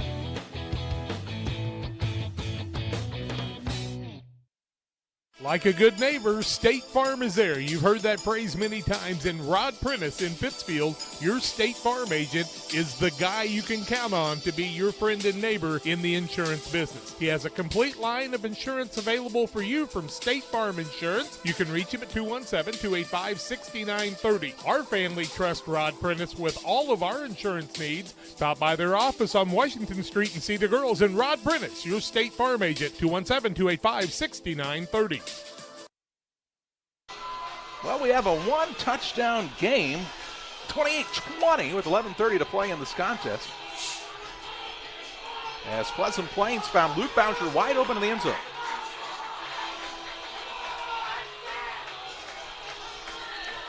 And young Mr. Jackson Dent, who's done a terrific job kicking tonight, put the extra points to the upright. And then he is not kicking off now. They took a little hit there on the extra point. So Brock Marshall will be on. There's a new Marshall in town. It's a big kicker. Well, Brock Marshall is a little larger than Jackson Dent. He is 6'1", 240 pounds. He outweighs Dent by 100 pounds. And he'll try an onside kick, and Pleasant Plains has got it. Oh, they got that. Well, I don't know. Now there's a fight for it. And who got it?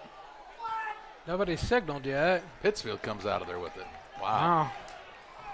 That took a wicked bounce. If it works for you, you're real happy about it. But if it doesn't work for you, you gave Pittsfield good field position. I think that was Jake Robinson who recovered that. Nice job by that young man.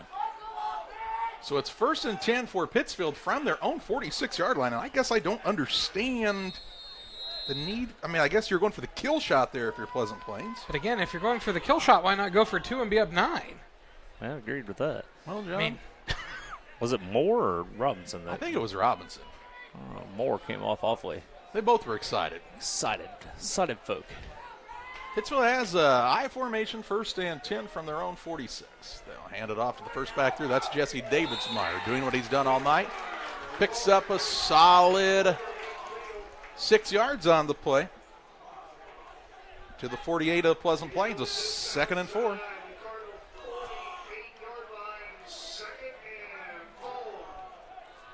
How many yards for Davidsmeyer now tonight?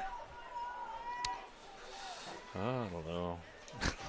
Oh, take your shoes off. Yeah. Charlie, the Pittsfield student section's moving to the other end now. I was like, what are they doing? They're moving to the other end. They're sprinting. Yeah. Huh. It'd be really sad. Looks like some track kids out there. It'd be really sad if a fumble happens. 92 yards for Mr. Here's Davidsmeyer. Petty on the quarterback run. He'll get to the 45-yard line, a gain of 3. It'll be a 3rd and a long 1 yard to go here. So 3rd and a yard with 10:35 and counting of the contest. 28-20 Plains on top on the PCRE Real Estate and Auction scoreboard. Do it again. Play it again, Sam. I formation. Gonna run the push the quarterback play again? Yeah, the fullback is Davidsmeyer again here. Archer in motion. Petty under center takes the snap, hands it off to Davidsmeyer. Right-hand side, takes a pretty good pop right at the end, but has the first down. To the 43. Needed 1, gain 2, and that's the first down. Pittsfield racking up a decent number of first downs this evening. 21. Blackjack. To the 48-yard line. Check that 43-yard line, I should say. 1st and 10 with 10 minutes and counting in this contest. Did look like Davidsmeyer ran into a wall at the end of that play, didn't he? Yeah, he took a pretty good pop. I think that was from John Abraham. All right. He stayed in the game, though, so he says that's nothing. 1st and 10. The eye here. Petty takes the snap. Going to pitch it outside to Edwards. Edwards cuts it upfield at the 40. Good save. Now they have him picked up, and they drive him to the ground. I mean, Edwards was actually airborne there. Floating. to the 37-yard line. A gain of 6 on the play. In the air, he gained a couple yards too, though. So, I mean, he got carried by the tackler Ford for another yard. He believed he could fly. 2nd down and 4 yards to go from the 37-yard line for Pittsfield. It's a little lower than the sky that time, but 9 minutes, 9 seconds, and that clock keeps rolling here in the 4th. Pittsfield will need a touchdown and a 2-point conversion to tie it. To tie. Petty under center with 8 seconds on the play clock. Now he steps back, looks to the sideline. Pittsfield can ill afford to take a timeout here, and they're going to have to. I don't know what they saw there that they didn't just go with the original play call, but this could be costly for the Sakis. They're down to 1 timeout left. Petty didn't like something. I don't. Yeah. 8:51 to play. It's 28-20. Pleasant Plains on top. Back with you after this. Press Yours on You would like to wish all the area teams the best of luck this year. If you're looking to get your team shirts or just looking for spirit wear for yourself, remember Press Yours on You. We have over 1,400 square foot of retail space in our shop. Stop by and see us and check out our offerings. Business lets us help you promote your brand. Decoration methods we offer include screen printing, embroidery, and laser engraving. Thank you to everyone in our community for the support over the last 16 years. Thank you for supporting local. Press Yours on You, 506 West Wood, Camp Point, Illinois. 8 minutes, 51 seconds left. Pittsfield's down to 1 timeout remaining for the game now, as they were narrowly missing a delay of game call there. 2nd and 4. I'll hand it off to Davidsmeyer, running to the left. He is drugged down. Looks like he has the first down here near the 32-yard line. A gain of 5. That should be enough for another first down. 99 yards on the night. A yard away from 100.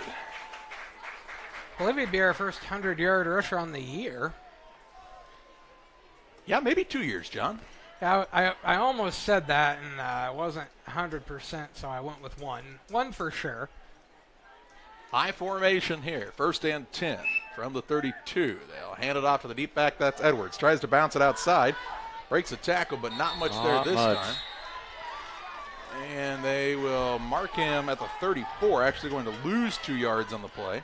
Might have been better to follow the blockers that time, but he didn't feel like there was much there.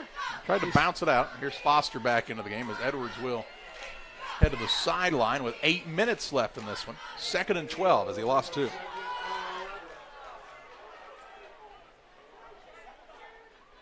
Everybody looks at their wrist. See if they don't try to get Foster outside here. They'll put Smith and Archer now on the left side of the line. Petty takes the snap. Going to pitch it out to Foster. Gets a block from Davidsmeyer. Now a little stutter step, and he's flung to the ground near the 30-yard line. Gain of 4 on the play. It'll be 3rd and 8. 3rd down and 8 in 4-down territory with 7 minutes, 23 seconds left in this contest. Pittsfield started with the ball at their own 46 at the 11:30 mark, I believe. That's what that mark says. Can't read your own handwriting? I can't. Okay. 3rd down and 8 yards to go here. Justin and I are not going to be able to help you read that. High formation again. Petty is going to hand it off to Davidsmeyer right up the gut. Fighting for yards. Another 5-yard gain to the 25. And this will bring up a really crucial 4th and 3. Did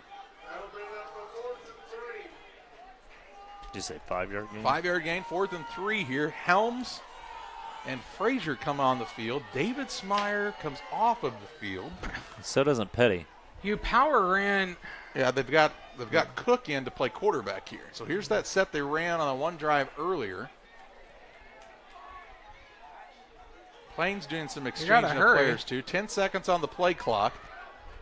Can't afford to take a penalty here. 7 seconds. And Cook again calls the line set, puts a man in motion, and Foster going to run it right up the gut himself. Cook is stood up, now trying to fight for it. He stretches forward. Close. It's very close. Very close here. He looks to be near the 21-yard line. That would be enough for a first down. And it is. They say it is. gains 4, and it's 1st and 10. That second effort by Cook made the difference in this one. And a 1st and 10 here with 6 minutes and counting in this one. Pleasant Plains' coaches now are asking the official, how did you move the chains without even a measurement there? I think he's got a legitimate gripe. It's too late now. I formation, Petty's under center. Takes the snap to the deep back. That is Edwards. Breaks a tackle. That's Foster, excuse me. Takes it down near the 15-yard line. A gain of 6. 2nd and 4. Pittsfield taking some time off the clock here on this drive as well. 2nd and 4 yards to go with 5:29 left in this contest. 28-20, Plains on top of the PCRE Real Estate and Auction scoreboard. Petty looks to the sideline for the play call. Walks back toward the Saki formation. It's the I. The deep back is Foster. Probably a handoff to Davidsmeyer here on the 2nd and 4, I would say. Petty takes the snap, hands it off to Davidsmeyer. Makes a little cut right at the line. Tough running. Looks like he gains 3, and it'll bring up a 3rd down and 1. Kind of a short one there. Yeah, it's close. Davidsmeyer does a nice one when he puts his foot in the ground, man. He really gets some power pushing off there, doesn't he? He does. 3rd and a yard here. Somebody grabbed his foot right at the line that time. That's what brought him down. That wasn't very nice of them, was it? Petty, let's see if they go that quarterback sneak again. Puts Smith and Archer on the left side. Petty under center. Takes the snap. Quarterback sneak. He's got the 1st down and more. Cuts Still back. Going. And finally goes down at the 5. It's a 7-yard pickup and a 1st and goal from the 5 now. And Pittsfield trying to make this one interesting down the stretch. 4 minutes, 24 seconds left on a 1st and goal from the 5. I'd be willing to bet this is Petty's biggest rushing night, too. I would be willing to say you're right. He's got 28 yards on 5 carries. And some big situations. Edwards is checked back in as the deep back. Petty under center. Hands it off to Edwards along the right-hand side. Is met at the line of scrimmage. Fights forward down near the 3. Call it a gain of 2 on the play. 2nd and goal from the 3-yard line. Got to give it to Davidsmeyer here, don't you? Reward the man. Putting in a lot of work to get to that point. I would agree with that. If you're Pittsfield, you also have to be really thinking about what that 2-point conversion play is going to be. You need to be thinking about that in advance. Yeah. I'm not saying it's a foregone conclusion that they score here, but they'll give it off to Davidsmeyer. He is in for the score. Touchdown. Jesse Davidsmeyer with the touchdown run, and Pittsfield is 2 points away from a tie contest here with Pleasant Plains. 3-yard run? 3-yard run. And now what do they have for the 2-point try? 3:32 left. This would be one of those times you could have put the Tucker Cook set back in. Foster is in, and this I formation looks like. So they're going to try to pitch it here. I would bet you $1. All right. This could be the game. 3:32 left. With a 2-point conversion. Yep. Petty will be under center. 10 seconds on the play clock. They move the 2 tight ends to the right-hand side of the formation. They will pitch it outside to Foster. Foster hurdles over a man and is tackled at the 5. Wasn't extremely close as the Sakis tried to pitch outside and just could not get the block secured, and the score remains 28-20. Let's take a look at it again here on the Northwestern Mutual replay. Sheila Davidsmeyer, Northwestern Mutual advisor in Pittsfield. Just, not much there on the outside as a couple of men unblocked, and Pleasant Plains does what they need to do to get the big stop. 3:32 left. Plains on top, 28-26. We're back with you after this.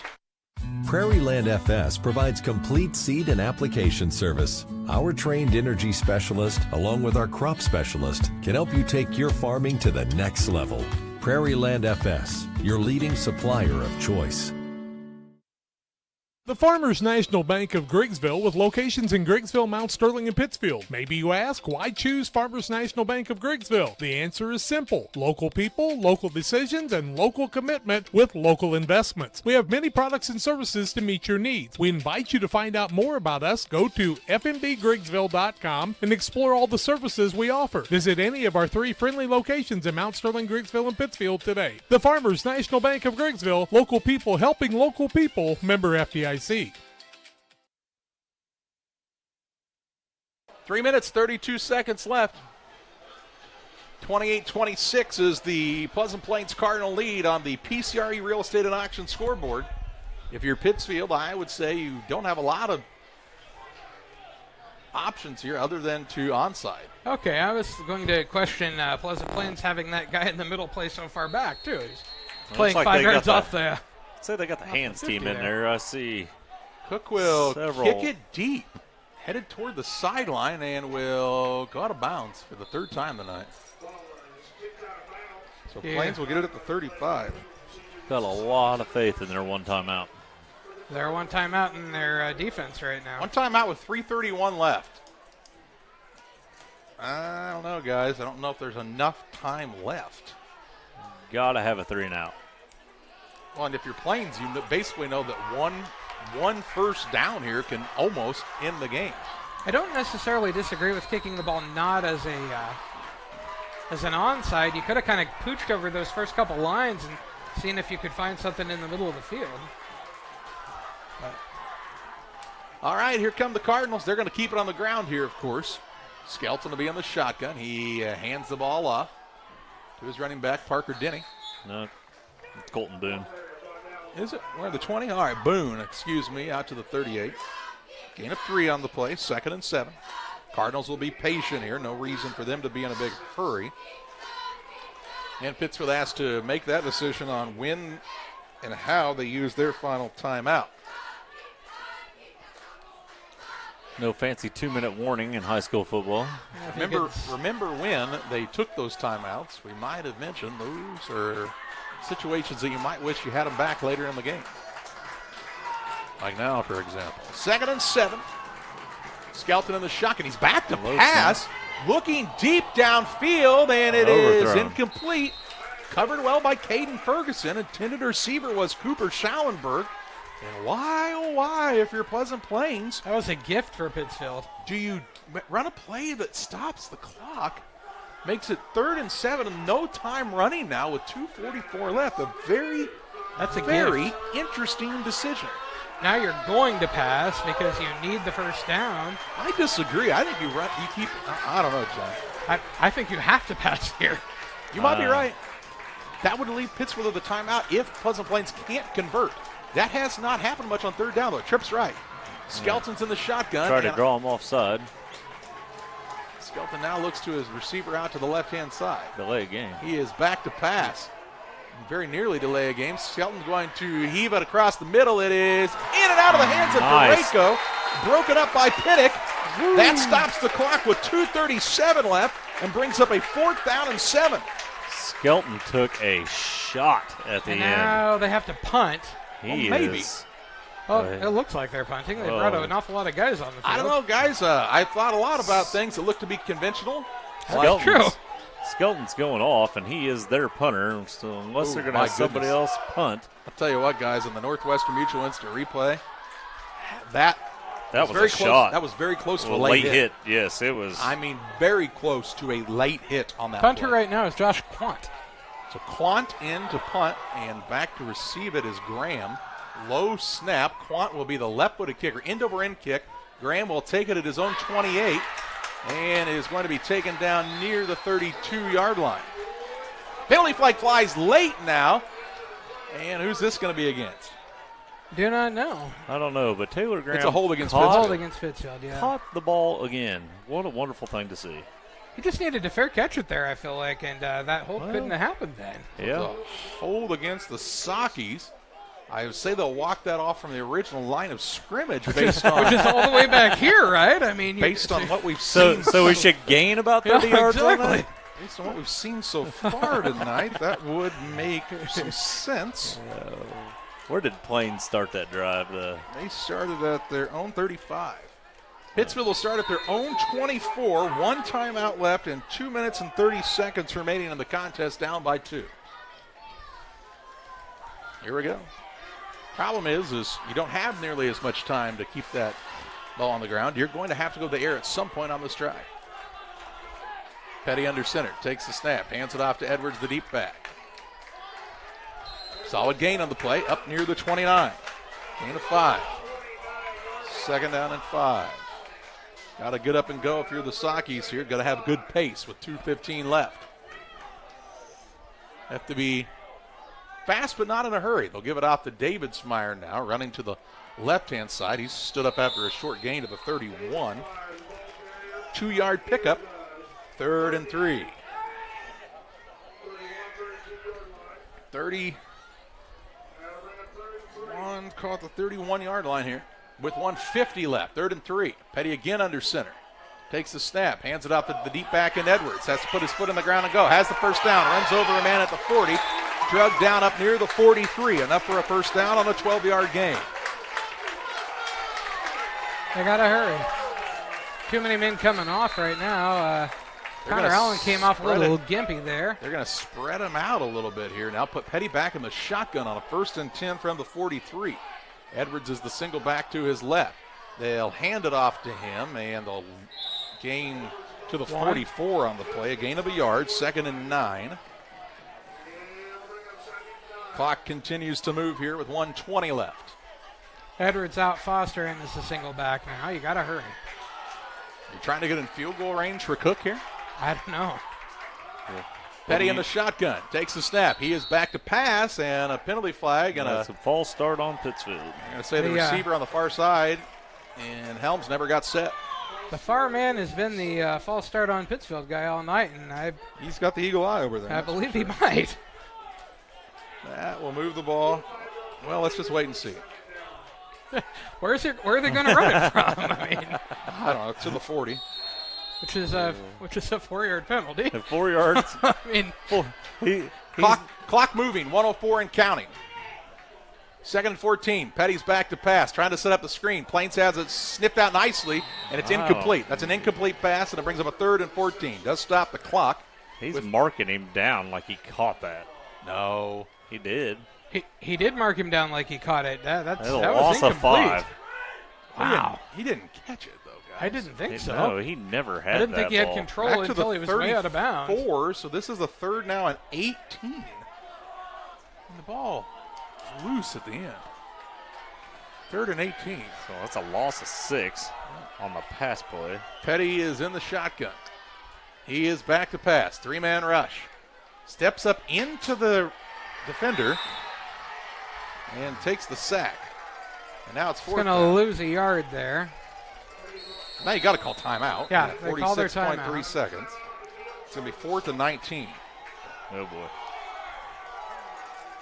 Let's watch this on the Northwestern Mutual replay. Petty actually has some time. It's only a 3-man rush. So when he steps up here, it's right into the rush. And you see that the linemen were a little confused as well. At that point, if you're going to try to scramble there, if you're Petty, you got to get outside. Yeah, outside to that far side, the wide side of the field. Yeah, just a 3-man rush. I don't know. You just can't go right into the heart of the defense. All right, it is 4th and 19. Need a big play. From the 34. Jet sweep. Yes, that's the call, Justin. We're blaming you. We might see the computer screen fly out of the out of the press box if that happens. Trips left. Single receiver to the right. Petty's in the shotgun. He is back to pass. Rolling out to his left.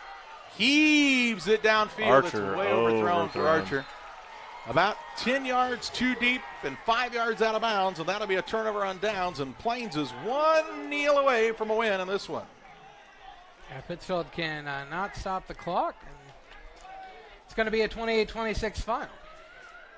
Just the Those timeouts having to be used when they did.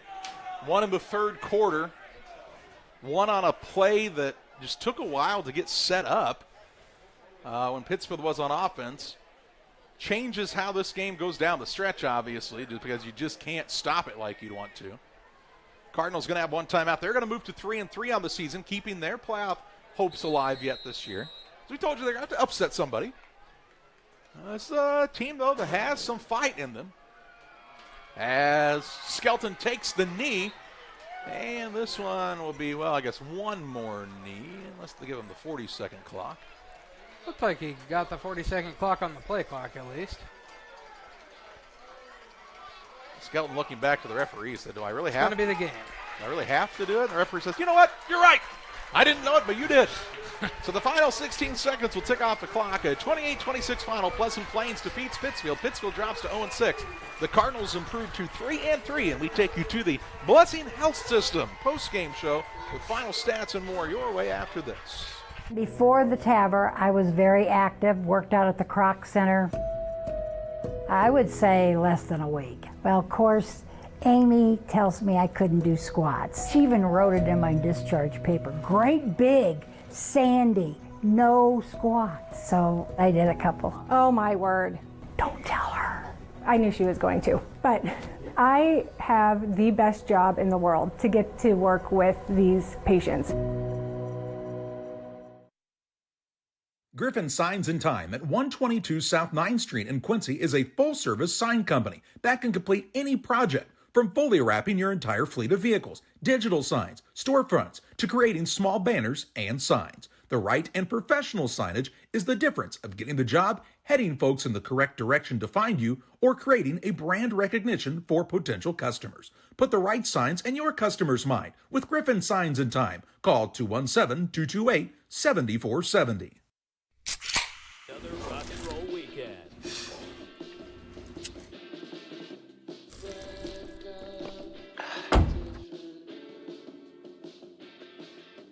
Burgers, better with Pepsi. The Liquor Booth is your home for a huge selection of beer, wine, and spirits. The Liquor Booth has 2 locations in Quincy, 3520 Broadway and 1500 North 12th Street. The Liquor Booth, where it's always happy hour. Rewards checking, I'm not sure if there's a better checking account around. They have 3 requirements each month, and if they meet those requirements, we will pay them the highest checking account interest rate that we have right now. At this time, it is a very generous 4.07 APY. As far as ID Secure goes, it gives you protection with credit monitoring, cell phone protection. Prevent identity theft at a reasonable cost. It's watching out for you. And every 90 days, you get an update on it. So the peace of mind of that's very nice. At Game Masters in Quincy, we're passionate about the outdoors. Game Masters has the largest selection of gun safes in the tri-state area. That's right, everything from the vaults, vault doors, and safe accessories. Only the quality brands like Fort Knox, American Security, Browning, and Liberty. Come in and check out the displays or go to GameMastersOutdoors.com to check out the selection online as well. Clothing, fishing, hunting, gifts, and more. We're passionate about the outdoors. Welcome back on the Blessing Health System post-game show with locations throughout the region. Blessing Health System is here to serve you with high-quality medical services close to where you live. Learn more at blessinghealth.org. That's blessinghealth.org. Final on this one, Pleasant Plains beats Pittsfield 28-26. Been a tight contest throughout the night, but the Cardinals execute down the stretch and win this one to move to 3-3 on the season. The Sakis drop to 0-6. And they head to the road next week where they take on Auburn in Trojan country. And a game we'll have for you here on Central Illinois Sports. The game Pittsfield had a 2-point try to tie the game up and just could not capitalize. Did not onside kick. Actually ended up getting the ball back because Plains went to the air a couple times. And then the Sakis had just a lot of trouble on that last series as they were trying to go in a hurry. Again, you wanted to go quick, but you didn't want to hurry. And they looked to be in a little bit of a hurry there and fall on this one, 28-26 here on the Post-game show presented by Blessing Health System. Justin Poor has all of your final stats. Second half scoring drives. We had 3. Started with the Sockies on a 99-yard drive. Started on their own 1. Finished with a 9-yard run by Lane Foster. Cook come on for the extra point and missed. Made it a 20-21 score. Then with 11 minutes and 30 seconds left in the fourth quarter, an 18-yard pass from number 11, Danny Skelton, to number 7, Luke Bohauer. Made it a good kick by Dent, made it 28-20, Pleasant Plains. Then the Sockies struck again in the fourth quarter with 3 minutes and 32 seconds left on a 3-yard run by Jesse Davidsmeyer. The drive that started on their own 46, and the 2-point try was also no good, which made it a 26-28, and that was our final. Pittsfield Sockies really had a decent night as far as run offense, more running offense than we've seen all season. They had 57 carries for 263 yards. Rushers included Matthew Edwards, had 15 carries for 66 yards. Lane Foster had 9 carries for 62 yards. Jesse Davidsmeyer had 23 carries for 112 yards. Javen Petty had 6 carries for 27 yards. Tucker Cook had 3 carries for 30 yards. And Carter Frazier had 1 carry for -8. Javen Petty was our only passer. He finished the night 7 for 8 with 40 yards. And those passes went to Connor Allen had 1 reception for 9 yards. Matthew Edwards had 1 reception for 3 yards. Taylor Graham had 2 receptions for 25 yards. Luke Archer had 2 receptions for 9 yards on 3 targets. And Lane Foster had 1 reception for -6 yards. That was really incomplete. And then in the penalty side, the Sockies were penalized 12 times for 95 yards. They did end up having 25 first downs, which is a vast improvement over the rest of the season. The Cardinals were led by Danny Skelton, passing and rushing. He had 80 yards rushing and 220 yards passing. Pleasant Plains had 21 carries for 101 yards, and Skelton was 11 for 21 for 221 yards. And the big reception leader would be number 10, Durango. He had, 5 receptions for 131 yards on 8 targets. They were penalized 9 times for 63 yards, and they had 12 first downs. Big story of the game, always big plays. And this time, I think it really came down to clock management. Yeah, Pittsfield, they went to that running style in the second quarter, and it really, they kind of exerted some dominance out there. And played with a lot of intensity, flying around on defense, really making it happen on that run game, pounding it up the middle. A game that we've not seen the Sockies play in years. No, and it worked fairly successfully, but not enough tonight as Pleasant Plains gets the 28-26 win. It's time to name our player of the game, presented by Edward Jones Financial Advisor Derek Harris. Financial investments are important, but so are the investments of time, patience, and encouragement our young athletes receive from their coaches, teachers, parents, and mentors. Derek Harris, your Edward Jones Financial Advisor, understands this. That's why Derek Harris is a proud sponsor of the player of the game on Central Illinois Sports. And how about the night from Danny Skelton, just all the way around. A very, very good player for this Pleasant Plains squad. The senior quarterback leads his team to the 28-26 victory and to 3-3 on the season. That's going to do it from Glenn C. Smith Field. For John Hull and Justin Poor, I'm Charlie Hull, thanking you for joining us tonight for another Central Illinois Sports presentation.